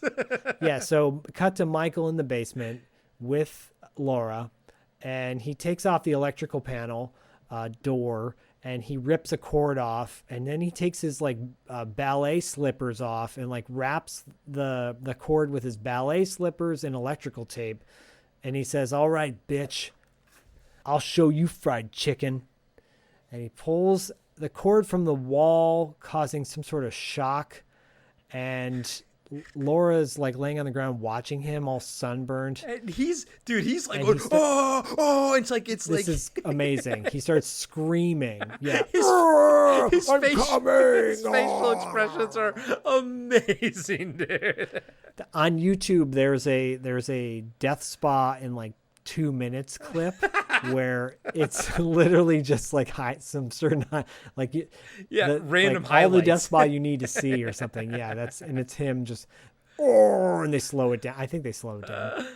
Anyways, yeah, he's screaming. He's like orgasmic anger or angry orgasm scream, and you cut to Catherine at the same time. She's screaming, and Michael's screaming, Catherine screaming, Michael's getting ready to explode, and all the circuits in the computer lab room start to explode. Catherine's engulfed in flames. Michael's ballet slippers are melted and they're on fire. And you cut to Catherine or David or whoever the fuck it is in their white negligee, and they're in flames. Michael drops the shoes to the ground, and Michael sits down next to Laura. And he's panting. I think he's come in his pants. He's got Cut to the exterior of Starbody Health Spa. People are just still banging on the doors while the roof's on fire. Everyone's trying to break out, but no one can. Michael and Laura get up and start walking out of the basement, and everyone's in the club freaking out. And there's, like I said, there's dead bodies everywhere. Cut to Catherine in the computer lab control room. She's on fire, but she's laughing. You hear screaming. You hear her screaming. The computer monitors explode. Again, everything's on fire, engulfed in flames. Catherine's dead body finally falls to the ground. Michael and Laura run to the computer room. Michael yells out that the computer room's door is locked, and Stone runs out of nowhere and says, "Ah, fuck this computer shit." She pulls out a gun and shoots the door. Door opens. They run over to Catherine's dead body, screams at Michael, and Laura says, "What the hell happened?" And by the way, the body, it's really good looking. It's you can tell like an actor is in there, but like it's really, you almost can't see a person there. It's so charred and fucked up. Yeah. And Stone says, "What the hell happened?" And Michael says, "It's Catherine. She took over David's body." Catherine, now who's still breathing, grabs Laura. Michael grabs Catherine's arm, rips it off. Why not? Stone says, wait. And she pauses, and she pulls her, and she takes her gun, and she shoots Catherine in the head like 6 times or something. Yeah, she's like, wait. Boom. She's like, it's almost like, I got this. Pop, pop, pop, pop, pop, pop. Marvin walks up out of nowhere and says, "Jesus, you finally got it." And Michael says, "Thank God you're all right." And then he gives the man a hug. Catherine's dead, charred body is shown falling on the ground. Stone, Laura, Michael, and Marvin leave the computer lab to get out of the club. They're covered in smoke. It's like a slow-mo shot. They open up the front door to the club, covered in smoke. You cut back to Catherine's charred body on the ground, and she says, "Nice try, Michael." Her body's still moving around, starting to rise up, and then the eye of her body explodes. She lets out a big "ah!" and the camera fades to black, and the credits roll. A very disturbing song that kind of tells a story about a stalker and a killer or something like that. And That's the end of Death Spa. Dude, what a ride, my man. I loved every minute of this movie. Guys and gals, you could tell by how hot I came in at the beginning of this show. I couldn't wait to talk to Zach about it. I was literally chomping at the bit for almost 2 days to want to discuss this movie. I loved every minute of it. The flaws, weirdly minuscule. Like the plot holes in this movie, like actually aren't that big. Not like I'm saying like, oh, they can be bypassed. Like, they're just not even there, it's actually a tight movie. But any small plot holes that we called out, you can easily move past. This movie is fun with a capital F-U-N from top to bottom. It's a great time. Great visuals to look at. Great story. Everything about it is a blast. I love this movie, man. This might be... Of all the movies we've discussed, how about this? Out of all the movies you've brought to the table in the past 3 years, and by the way, this is our season 3 wrap-up movie. This is in my top 5, dude. This is in my top 5 movies that you've brought to Podcasting After Dark. I loved it, wow. Man. Well, I mean, it's one thing, guys, when you're breaking down a movie, and Corey has said this too, like you don't get to take in some of the excitement as you would if you're just watching it cold, and I'm so glad that you enjoyed it as much as you did. The second or third time I watched it, and I did watch it 3 times during this sitting, I kept picking up on all these other things, and it's so wildly entertaining because it never lets up. It just keeps going and going and going. There have been movies we've discussed that have been really, really good, but then they hit this kind of slow moment where you're like, oh, but this act is a little, lame. This one has no dull moments whatsoever. It is a fun ride from beginning to end. So I'm so glad that you loved it, and I continue to love it even more now, like the 4th time I've seen it in less than like 3 or 4 years. Yeah, honestly, dude, unfortunately I didn't get a chance to watch it with Myra. I was like 10 minutes into my first viewing, and I was like, shit, she's gonna love this movie. But life's been kind of hitting us hard this past week, so I didn't get a chance to. But I told her, I was like, we gotta watch this when you have a chance, because I think she's gonna fucking love it, to be honest with you. It's fun. If you've never seen it and you've already made it this far, just go check it out. If you can get your hands on the Gorgon Blu-ray, I highly recommend it. This movie should be in every single person's collection. It's a crowd pleaser. I think this movie's a crowd pleaser. I think you can have it on in the background at a party with no music, and I think people will slowly gravitate towards it. I think it could be a great, fun movie night with the friends. Could be a nice little solo beat session too. So this movie covers all the gamuts. When you see the woman in the sauna dripping so wet tonight, you undo your foreskin and you release yourself in fright. Corey's spanking his stupidity. No, that's terrible. Yeah, but I appreciate it, my friend. I try to, guys, come on now. But you know what's always a great beat sesh? I'm sorry, buddy, but I had to do it. $2 late fee. Can we announce what's happening soon?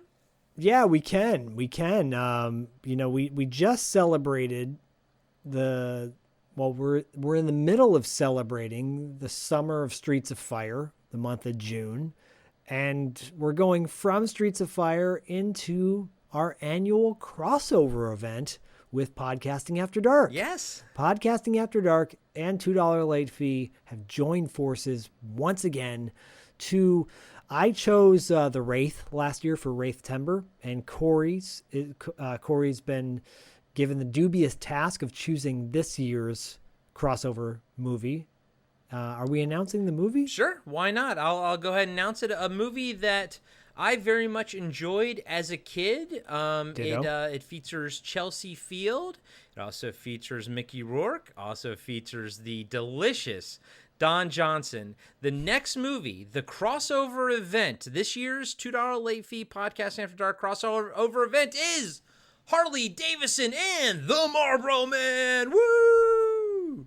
It's better be dead and cool than alive and uncool. That's right, baby. So as per usual, or I guess, like last year, Zach and I and Dustin, we're going to record tomorrow night. We're going to record the $2 late fee episode, which is going to be the general discussion and talk about the music and whatnot.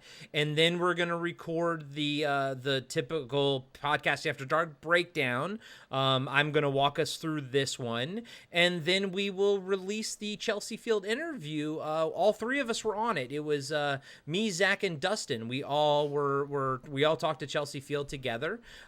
It actually went into a lot of different directions. She was really sweet and very open, and she doesn't do a lot of interviews because she doesn't think, admittedly, her own words, she didn't think she really had anything to add to these conversations.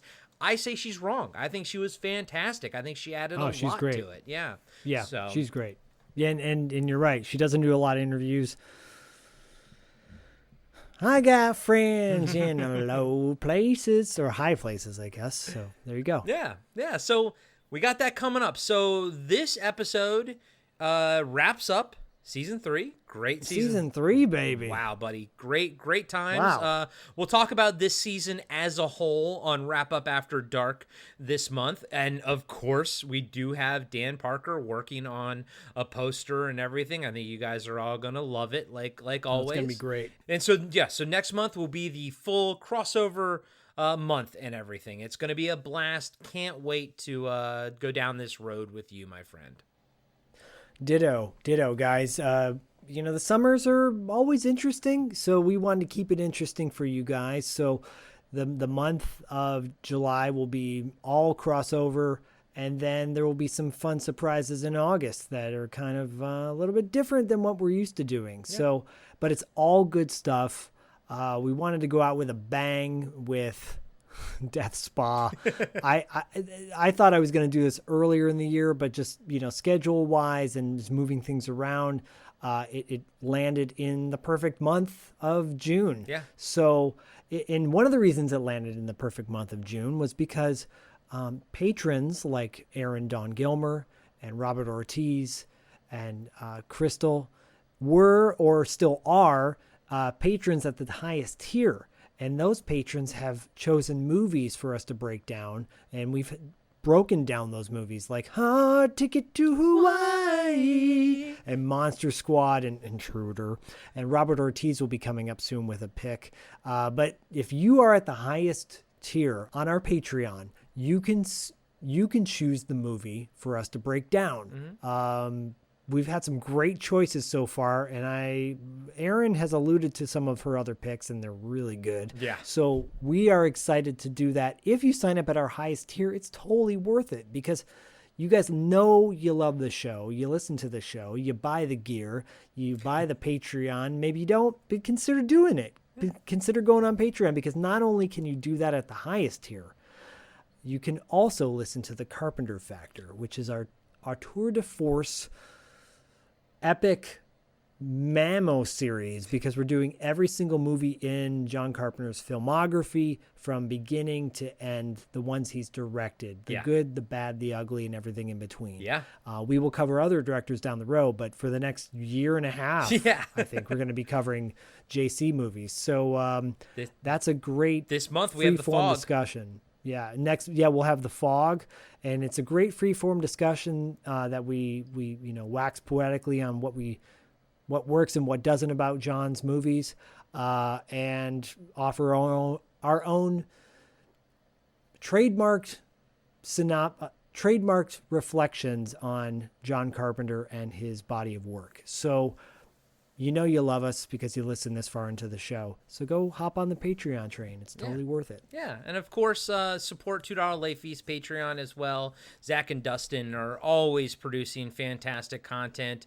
Everybody on the BFOP network has great Patreon pages, and, go check them all out. Go check out Talking Back, Action, Blast from Our Past, Throwback Trivia Takedown, Return, Revenge, Resurrection, Comics Underground, and Cartwright, a Seinfeld podcast. Me and Adam are actually going through Curb Your Enthusiasm on that Patreon over there. So, support artists, support your favorite podcast. It doesn't matter if it's us or somebody else. Just support a podcast. How about that? Throw some money at somebody because times are tough and, producing content is not easy, but it's a blast. I will say it's a blast, and I can't wait to edit this episode. But Death Spa, bro, thank you. Thank you for ending season 3 on such a fantastic note. I loved it. Can't wait to start season 4 with you. But until then, as always, we'll catch you on the dark side.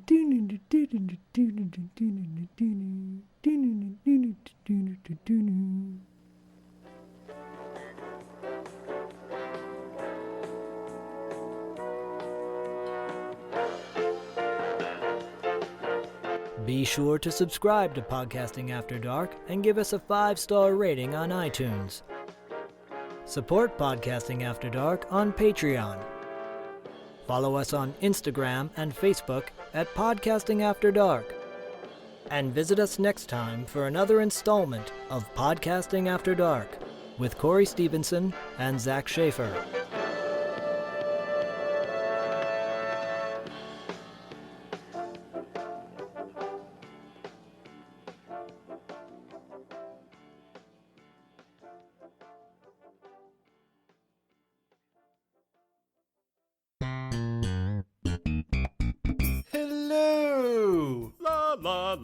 I'm Adam. And I'm Corey. And we are the hosts of Cartwright, a Seinfeld podcast. We are breaking down every single episode of Seinfeld as we watch it, reliving this amazing show. That's right. It's a trip down memory lane for all of us 90s kids out there. You can find Cartwright, a Seinfeld podcast on iTunes, Spotify, Podbean, and Patreon. La la la.